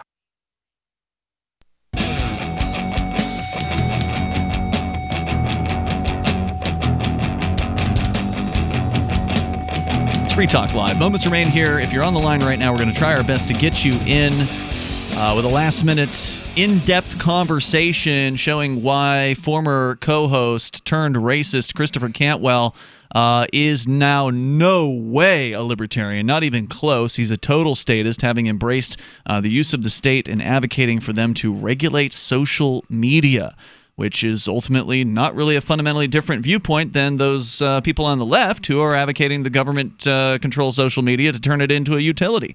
I mean, it's basically the same exact position. It's just this struggle over being able to control the state for the fear of what the other side is going to do. You've got to break the cycle of violence and say, you know what? No. Even though there are people out there who are trying to use the state against me, I am not going to lower myself to their level and try to use the state against them. I will advocate for market-based solutions, voluntary-based solutions that allow for competition in the marketplace. And if somebody's a bad actor and is being dishonest, I will use the marketplace and communications tools to communicate those bad actors and bring attention to them for that, not use the state. So I would disagree with you.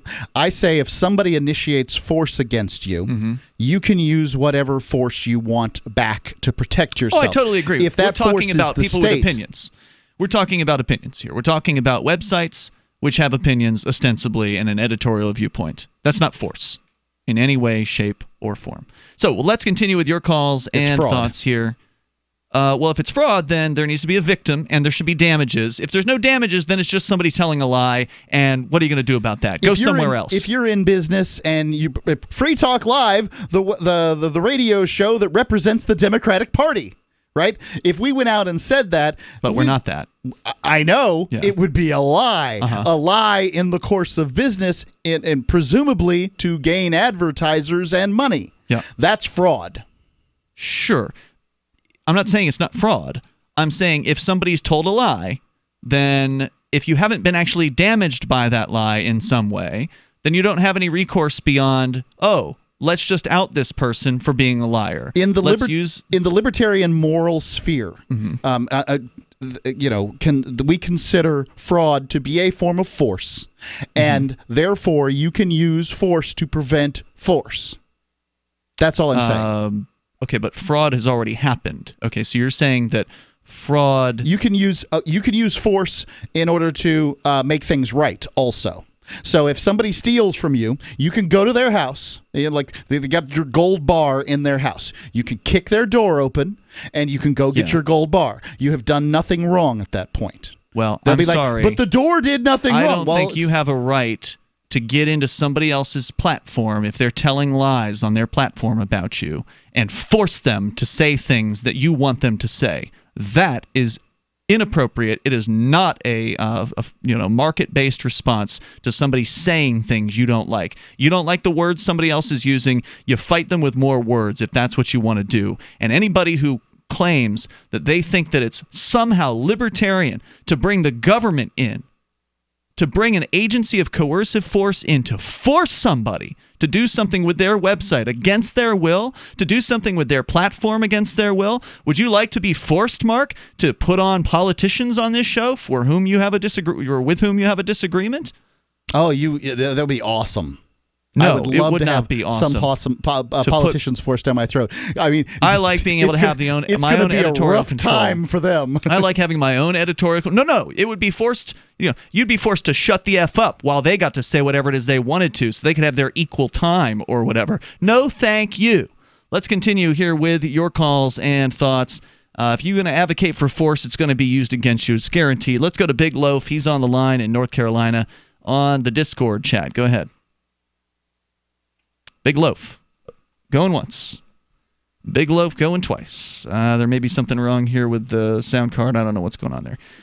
So let's continue here. We've got looks like Bob, actually. We've got a Robert and a Bob online. This is Bob in Indianapolis, listening to WIBC FM. Hello, Bob. This is Bob, and I'm bad to the bone. Hey, Bob, you're on the air. Okay, trying to be funny. And you were. Lighten it up. Okay, I'm trying. Don't quit my day job. Real quick, I just want to bring back, you're talking about social media and media in general, but there used to be an equal time rule. It's called something else, but I call it equal time in the 70s. But when Reagan did away with that, that's when Sean Hannity, Rush Limbaugh, and all these right-wing nut jobs took over the radio waves, the FCC. They took over the radio stations all day and all night. They're on the air bashing Democrats and the government all day and all night. Right. How is that? And I actually brought that up. In my conversation with Chris, I brought that up to him, and I said, do you want to go back to the equal time rule? Do you think that was better? Yes. I don't have any money to fight back. These people are backed by billionaires and right-wing Republicans that push their propaganda all day and all night. I'm sick of it. So you want to force radio stations, Bob. So you're just like Chris Cantwell. Awesome. Huh? They're owned by the American people. The airways are owned by us. No, they're not. No, they're not. That's a fantasy. That's a fantasy. You know what you ought to be able to do, Bob? Controlling the airways day and night, you know it. Sean Hannity, Rush Limbaugh, Will Ingram, all those rotten bastards. See, those capitalist pigs. This is the exact same position that Chris has. He just hung up. Bob, if you give equal time to the Republicans and Democrats, then you're going to have to give equal time to the Libertarians and the Greens too. And then political parties are going to, spring up, keep springing up, and then you're going to have this difficult time. Right now, newspapers, radio stations, media of all sorts, when they quote a politician, when they talk about a statist idea, they spend no time talking about an anti-statist idea. In the anti-statist argument to that same idea. They spend no time doing that. And in an equal time rule, in modern America, anti-statists are going to crush statists because the government is an organization of organized violence. And it can't be shown to be anything else because that's what it is in reality. Go listen to Barack Obama call it that. He did. Prior to becoming president, he said, what separates the nation state from other organizations is monopoly of violence. All right? I mean, it's end of story. That's what it is. And with new technology, I think that the fair time rule was gotten rid of in order to protect the government. That's what I believe. Interesting. So I think that, and I brought this up when I'd had my conversation with Cantwell off the air. I said, I'd like to see equal time in the presidential debates for the Libertarian Party, right, and the Green Party. For God's sakes, give the American people some kind of choice here. Right. I say bring back the equal time rule, but that will never happen. I do not say that because I don't want to be forced to have these people on my show. And look. Ultimately, I said, are you just jealous, Chris? Are you just jealous that you won't get it on your show? That's not the way it worked. You don't have a radio station. You're not required to give equal time. Okay, well, whatever. Who knows how they're going to write it, Mark, when they bring it back. They may make it so that, Hannity and... the FCC has never been to your studio. They're never going to put any rules on you. And they're never going to... hopefully, they're never going to regulate Twitter and Facebook's computer code, because if they did, it would be a huge... opening of a Pandora's box. Now, I had pointed out to Chris, do you want to go back to this? Because it seems like you're just jealous. Ultimately, the right-wingers, the conservatives, they dominate in talk radio, and he had to admit that was true. Because, the complaint here from the people on the right is, Facebook and Twitter and blah, blah, blah, they're not fair. They're, promoting the left. Okay, well, that's what the mainstream, television media has been doing for a long time, right? The conservatives have been complaining about this forever with CNN and, MSNBC being left-centered, right? That they've been promoting people on the left. So are you just jealous that, the lefties have done a better job of, ruling over social media and ruling over television? But on the other hand, you've got the righties who've done a better job at ruling over talk radio. Tom Hartman is lefty. He's actually on the radio, and he came in at number 9 on the list of talkers. Heavy 100. It's dominated by people on the right wing. The rest are righties or whatever Joe Madison is, and I don't know. Joe's pretty much on the left. Joe is on Sirius XM, though. He's not on the real radio. Well, he used to be on radio, but either way. The point being here that, look, you create the platform that you want to use to out the other people for being dishonest or out the other people for being politically biased or whatever. Let's see if we can get another call on from Discord. Evangel Liberty, are you there with us? Evening Free Talk Live. How you guys doing today? You're working. That's good. You're on the air. Go ahead. Okay. So I don't know if y'all talked about this. Quick like a bunny. 20 seconds. Yeah, you're almost there. Y'all know what today is, right? The 15th of... Saturday. September? anniversary of the housing market crash of 2008.